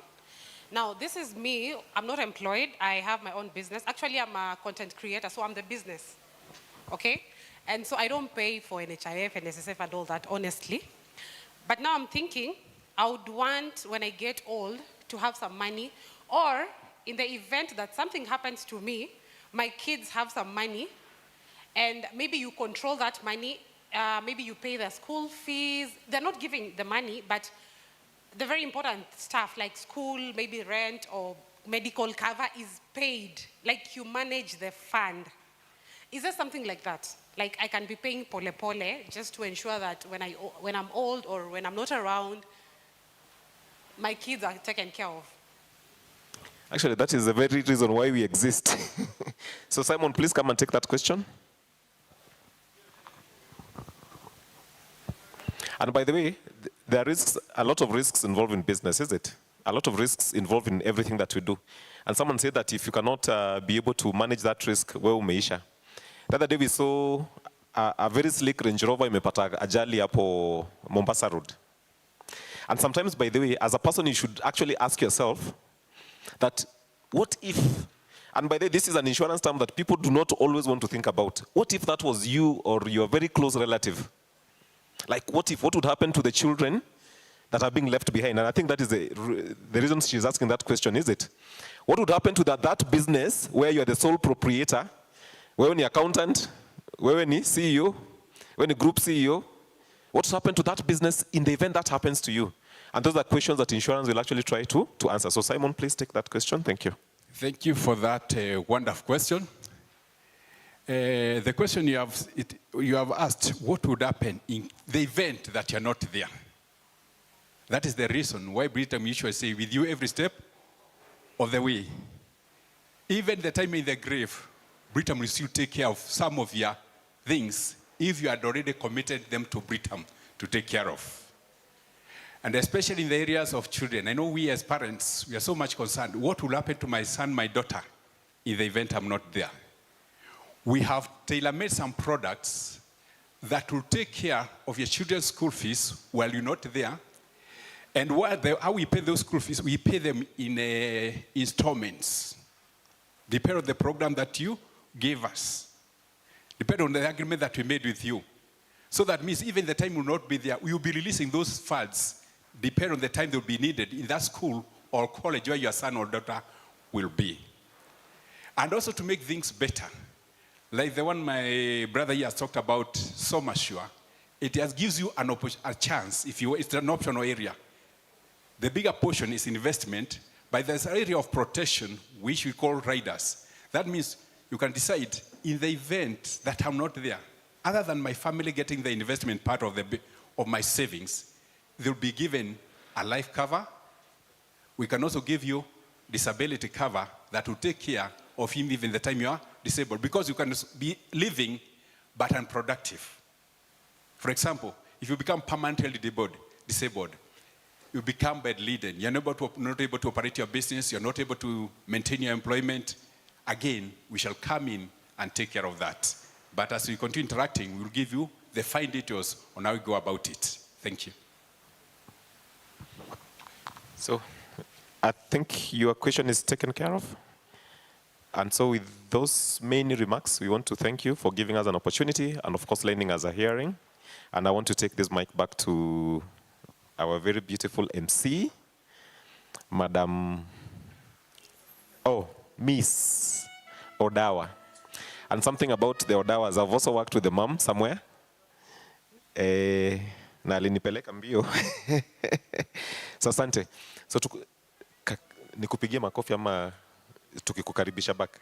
Hebu tumpigie makofi, si ndio?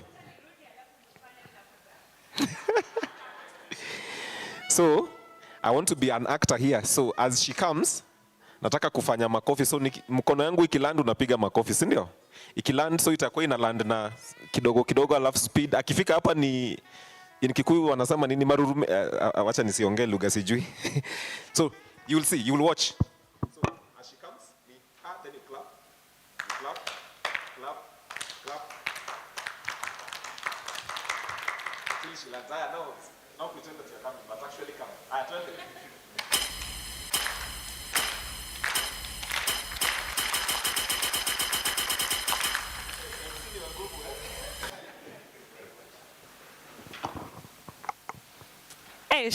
Nyinyi watu wangu wa nguvu. That act has been amazing. Thank you so much, Britam Insurance Company. That presentation was great. Again, Britam wako na merchandise. I know Mr. Moses ashapeana gifts zingine hapa zimefly, but there is more. Kuna calendars, kuna t-shirts, kuna biros, kuna vouchers, all those things. Na hizo vitu nilisema napeanaje, nitauliza maswali based on their presentation. Ukijibu, una get merchandise. Na msisahau the products wamepeana, because I will still be asking questions in regards to the products. So of course, our partners, before I mention the next partner, where is my audience mic? Great. My PA are on standby. Nataka mtu aniambie the partners who are in the house today. I need somebody to mention for me. I don't want mtu ameinua mkononi, mtu ako rada. Nataka mtu mwenye ni kama analala. Unajua saa hizi masaa ni ya lunch. So I want somebody to mention for me the partners in the house today. I want the mic here, please, to the lady in black and some floral. Yes. Our partners today? Absa Bank. First of all, please introduce yourself. Hi. Hello, guys. Hi. I'm Christine, and I'll say Absa, Britam. Yeah. Hey, mpeni factor 3. 1, 2, 3, let's go. 1, 2, 3. 1, 2, 1. Amesema Absa Bank, Britam. I still have 2 more partners. When you had your mention. Hapana, Mr. Moses, no. Wewe ushaiba mtihani. The lady, hapo tu mali uko my PA. That lady, the lady there, yes. Huyo tu hapo mbele yako? Hapo mbele yako? Huyo mbele yako.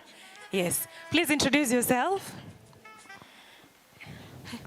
Good afternoon. Good afternoon. I'm Opa, Uh-huh. a colleague to Mamake Happiness. Oh, how lovely. Uh-huh. Now the partners is Ofon. On phone media? Yep. Amazing. Tumpatie factor 3. 1, 2, 3, let's go. 1, 2, 3. 1, 2, 1. I still have 2 more partners. 2 more partners remaining. Nimeambiwa sina gender balance. Kuna vile napea ladies more chances. Now. Okay, hey. Acha tuangalie kama DJ wetu anatusikia. Ama DJ ni mziki tu. My PA, nataka microphone hapa hivi. DJ, give me 1 partner. Alafu ukikosa unaanguka nayo saa hii. Haya, give us 1. Hello, guys. Hi. Another one is DFL. Hapana. Semeni tumekataa. DJ, anguka nayo bana. Amka na weke hiyo ngoma ukikuja hapa mbio. Come. I'm serious. Come. Security team kuna mtu akuparate. DJ amka. Daita security bakubebe juju. Weka hiyo ngoma na ukuje hapa. I still got another chance. No. Si anafaa kuanguka nayo. DJ, chap. Napea DJ backup. Yes. Security, I have someone misbehaving. I need support. Security watakubeba sahi DJ. Come. Nikitafuta my next culprit. Ukikosa unaanguka nayo sahi. Before our next presentation. Nishaona the next gentleman that I'm going to. Na kama nimekuangalia na ukaniangalia, anza kutafuta Google because I'm coming to you. DJ, we're waiting for you. Okay, he's getting it ready. My PA, there's this gentleman who looks absolutely stunning, amazing. He's in a suit. Kwa hii meza ya Absa, mpatie microphone. Absa is one of our partners, but I want him to mention any other partner in the house. Hi. Brian is my name. From Absa. The next partner is Science Manufacturers Kenya Limited. Niliwaambia Absa yangushangi mbogi. Haya, tuwapatie factor 3. 1, 2, 3, let's go. 1, 2, 3. 1, 2, 1. DJ, hautanichezea, kuja hapa. Kuja. Lazima uanguke nayo bana. Come my DJ. Umeweka muziki? Ama nikuwe DJ? Naweza kuwa standby. Wewe enda stage. Where's the music? What's happening? Nifinye wapi? Unajua as an MC you have to double up as a DJ. Nifinye wapi? Hapa. Ndio hiyo DJ Happiness on the mix. Twende. Pale mbele. Twende pale mbele. Twende. Twende. We, pigeni makofi bana.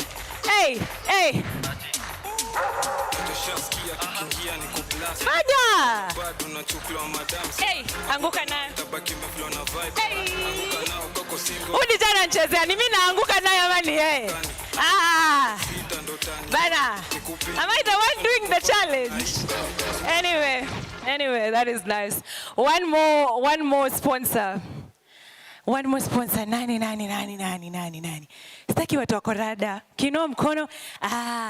My PA, the lady in front of you, directly in front of you. Yes. Please introduce yourself and then give us the final sponsor for today. Hi. I'm Elsie. Epra. Nakwambia beauty with brains. Factor 3, twende. 1, 2, 3. 1, 2, 1. Uko na bahati, ungeanguka nayo sahi.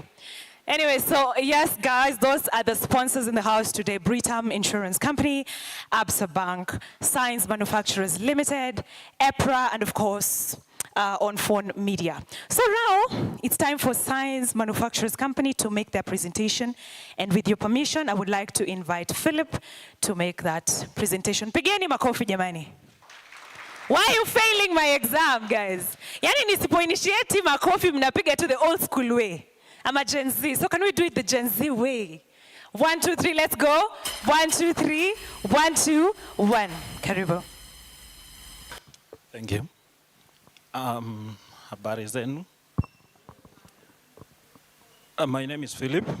I work for DFL Media Services, but I'm standing in for Science Manufacturers Kenya Limited, who did not make it today, but we've been working with them for about 2 months now, and they asked us to do this presentation on their behalf. So we are privileged to represent them. Thank you. So on your way here, you must have come across a signpost on the road, maybe telling you you are entering a corruption-free zone, or something like 20 kilometers to Pridin Hotel, or something. Who has not used Uber today? Maybe you are driving. And actually, when you're driving, these are things we interact with every day. And for our partners, for example, if you were to go to Absa Bank today, there are various branches. There is Absa Bank. Where are we? We're in Westlands. Is there Absa Bank in Westlands? Where? Oh, Sarit. So if you go to Absa Bank Sarit Center, and go to Absa Bank, let's say, Market branch, the designs within the interiors of that Absa Bank, when you are inside, you can't tell the difference, right? If you go to another bank, say, maybe KCB, when you look at the way KCB, maybe Kenyatta, the interiors have been designed, and you go to KCB in another even town, you will tell this is KCB, right? How are you able to tell that this is KCB regardless of the branch or location?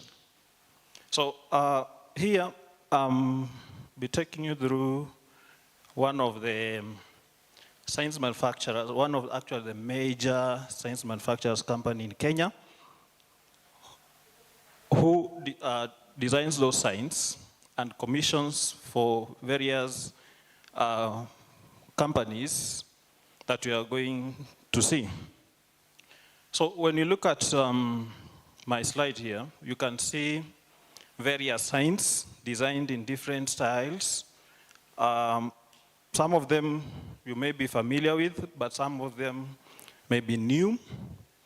And when you go to the next slide, they become even more clear. So you can see brands that some are inside here, like this one, Britam. I can't see Absa, EPRA, I don't know where you do your science. Are they of this same quality? Hope they are. So these are science manufacturers, some of the clients, the major clients whom science manufacturers have worked with. And if we look at this image, is it familiar? Have you seen this image anywhere?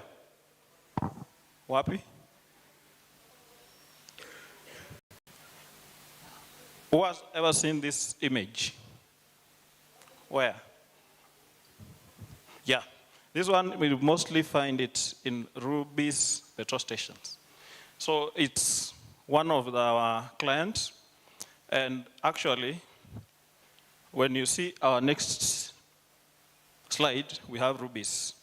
So from all the sign you see there has been manufactured and commissioned by Science Manufacturers Kenya Limited. So Science Manufacturers Kenya Limited does our variety of signs. From petrol stations, all matter signs, like you have 20 kilometers, 2 kilometers, 3 or 5 kilometers away to Ruby's petrol station. You can see the amazing work they have done there. Then we also have another type of client in the banking sector. This is a branch for Equity Bank that is yet to be launched.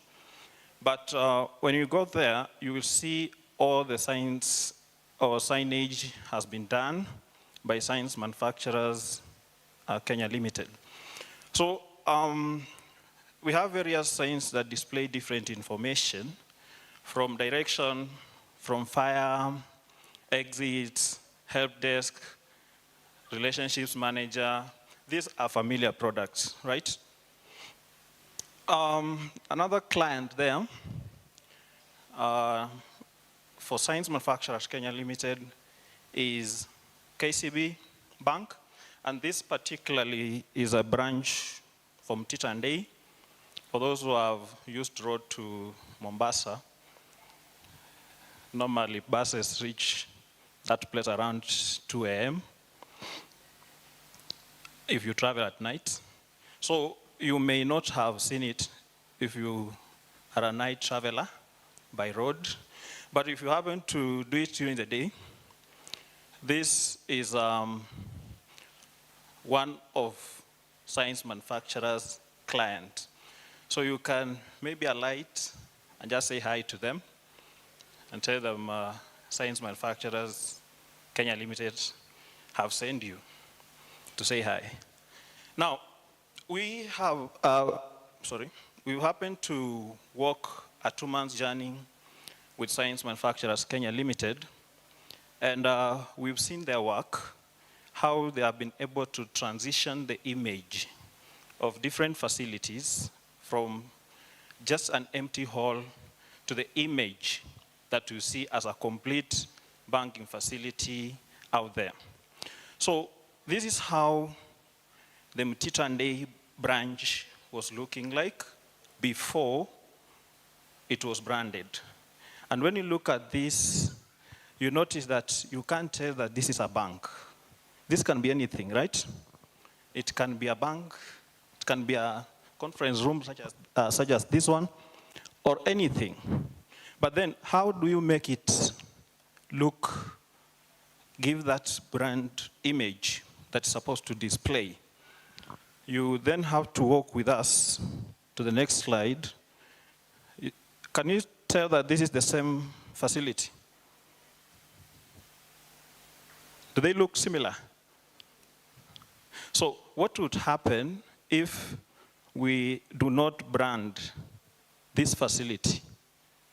You walk in, you can still do your banking and walk out.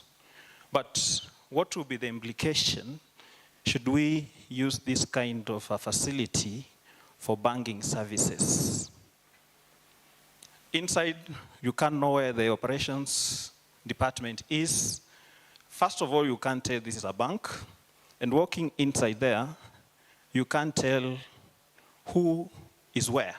The help desk, the tellers, and so forth. So you need to do the branding to help with such information.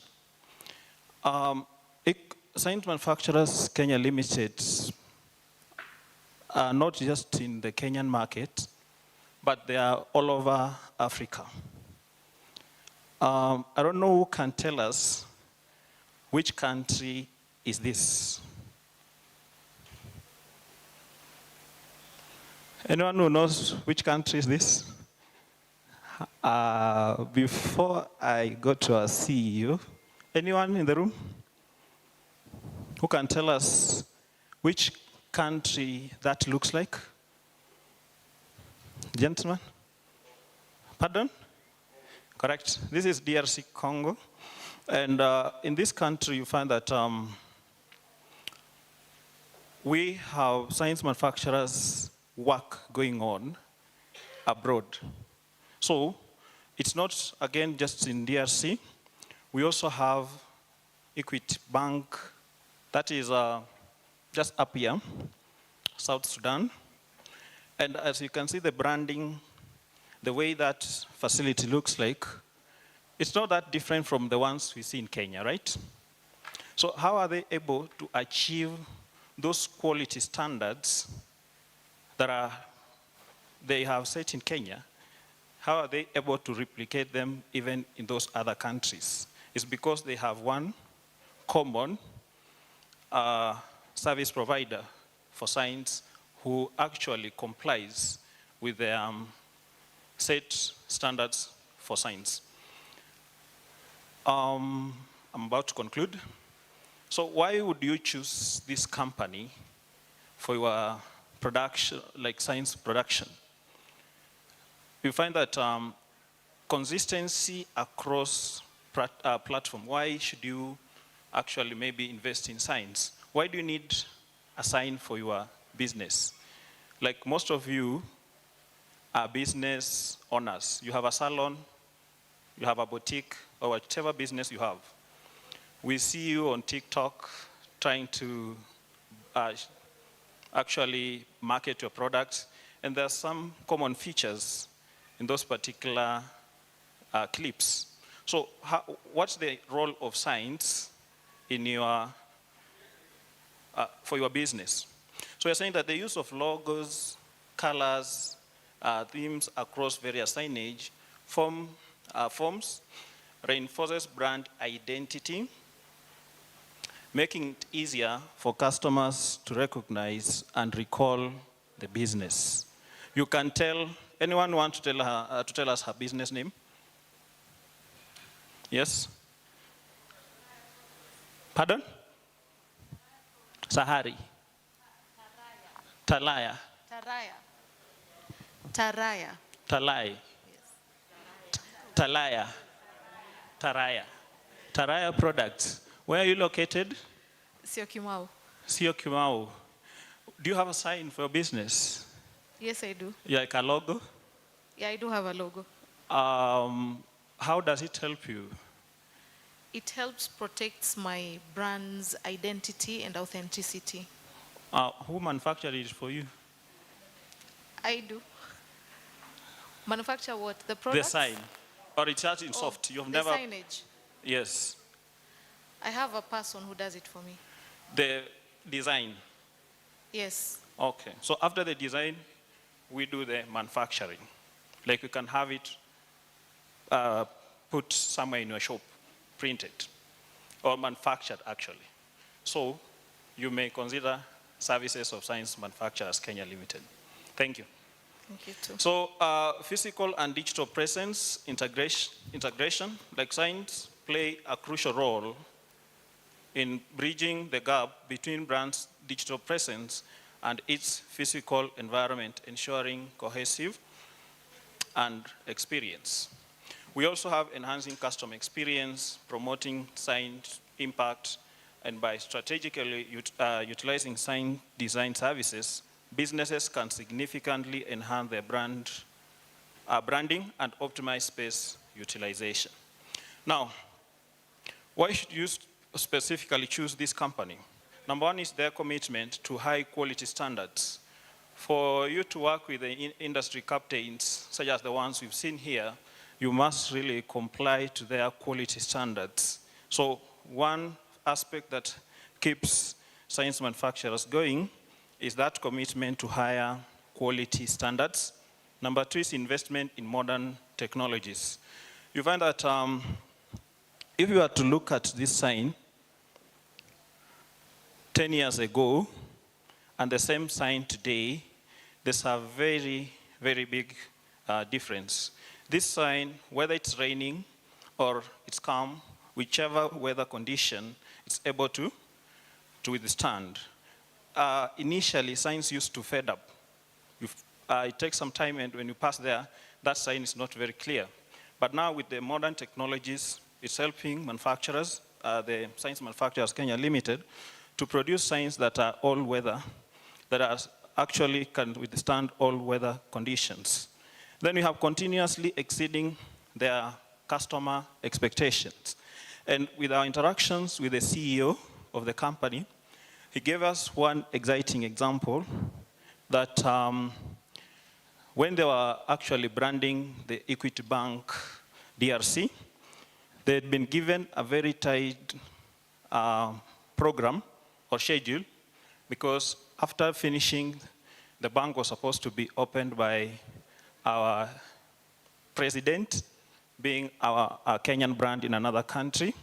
And so the president had given the time, the date at which we would be traveling, but the management of the bank had not gotten someone to do the signage and finish within a specific time span before the president arrives. But once it was given to science manufacturers, the same was achieved even within lesser time than the bank expected. We also have the management of science manufacturers, Kenya Limited, who attend the global science manufacturing workshops where they learn latest trends in the industry, and that's how they are able to keep ahead of their competitors. And then we also have employee welfare satisfaction. Now, what are some of the success stories that Science Manufacturers Kenya Limited have? One is the expansion of their customer base from one corporate entity to more than 30 large corporate firms, as you saw on that poster where we are talking about their clientele. And Science Manufacturers Kenya Limited is only 10 years old, but it has been able to actually win loyalty of industry captains, such as those brands you've seen, and they have enlarged their customer base to more than 30 corporate entities. Now, why is Science Manufacturers Kenya Limited present in this building today? Science Manufacturers Kenya Limited are with us today because, as we know, the conference is for women, Nairobi women entrepreneurs on social media. And on social media, brand identity is very important. So all the brands we've seen there, like all of them are large corporate organizations. So Science Manufacturers Kenya Limited has not targeted SMEs a lot. So through such forums, it's able to analyze whether the SME market is a lucrative or viable market to venture into. And therefore, after this, through the interactions that we are going to establish, to be able to do its feasibility study and make an informed decision.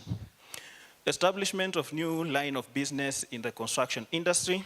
So Science Manufacturers Kenya Limited, within the 10 years of operation, have been able to establish another line of business in construction sector, whereby they are now currently working with a government contract where they are constructing one of the major Mau Mau roads in Meru County.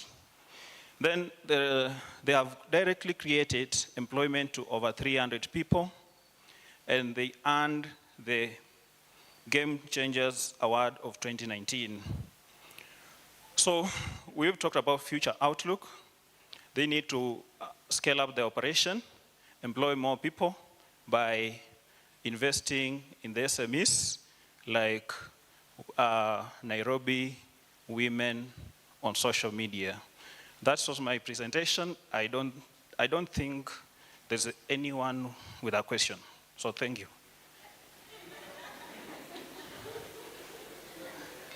Do you have questions?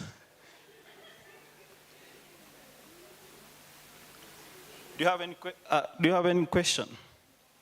So there being no question, I'll end my presentation with this. What happened?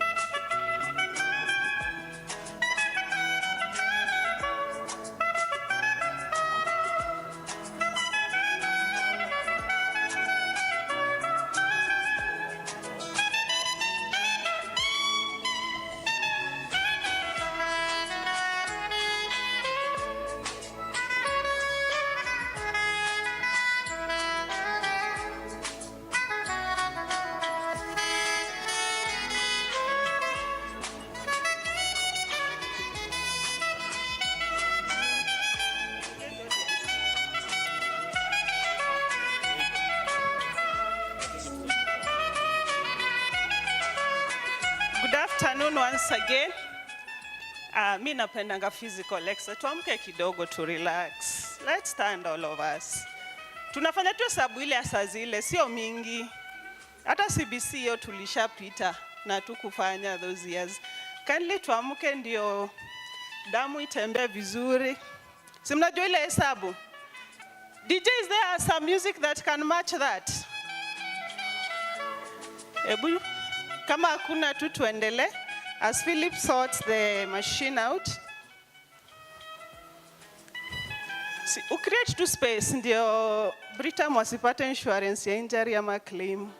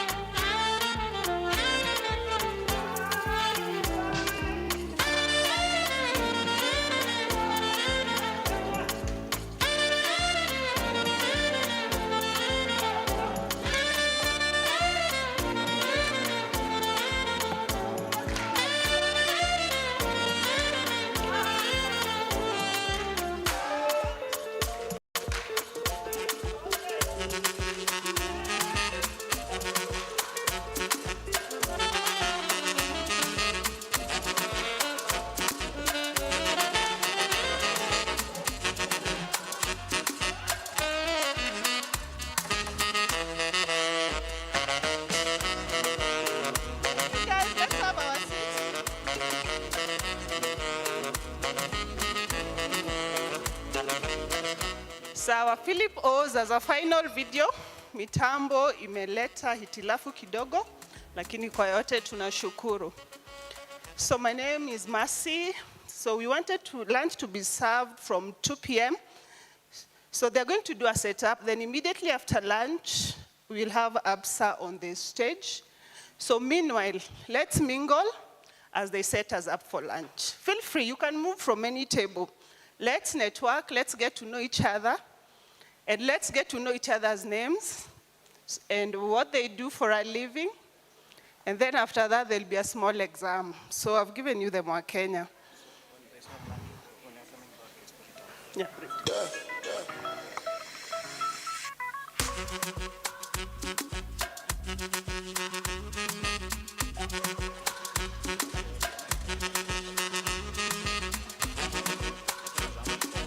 No. Lunch, we are setting up for lunch. Then we serve from here, from the restaurant. So I'm just confirming the details because of the numbers. Then after that, we're going to have Absa on stage. So thank you. Let's network. Thank you, guys.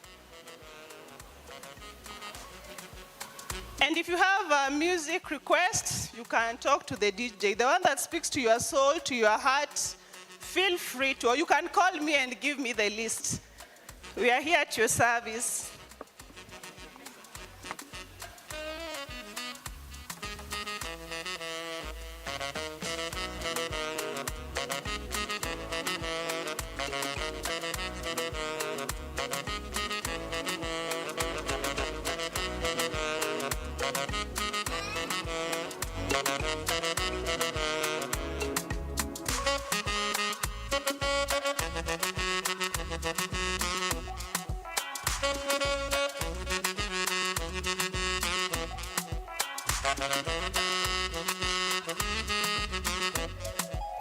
Thank you.